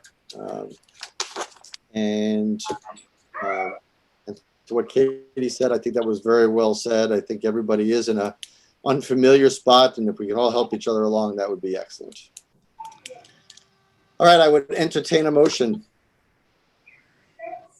So moved. to adjourn. Do I have a second? Second. All those in favor, Mr. McQuaid, who is now muted for some reason. There we go. Aye. Mr. McQuaid. Mrs. Luck. Aye. Mr. Jeffries. Aye.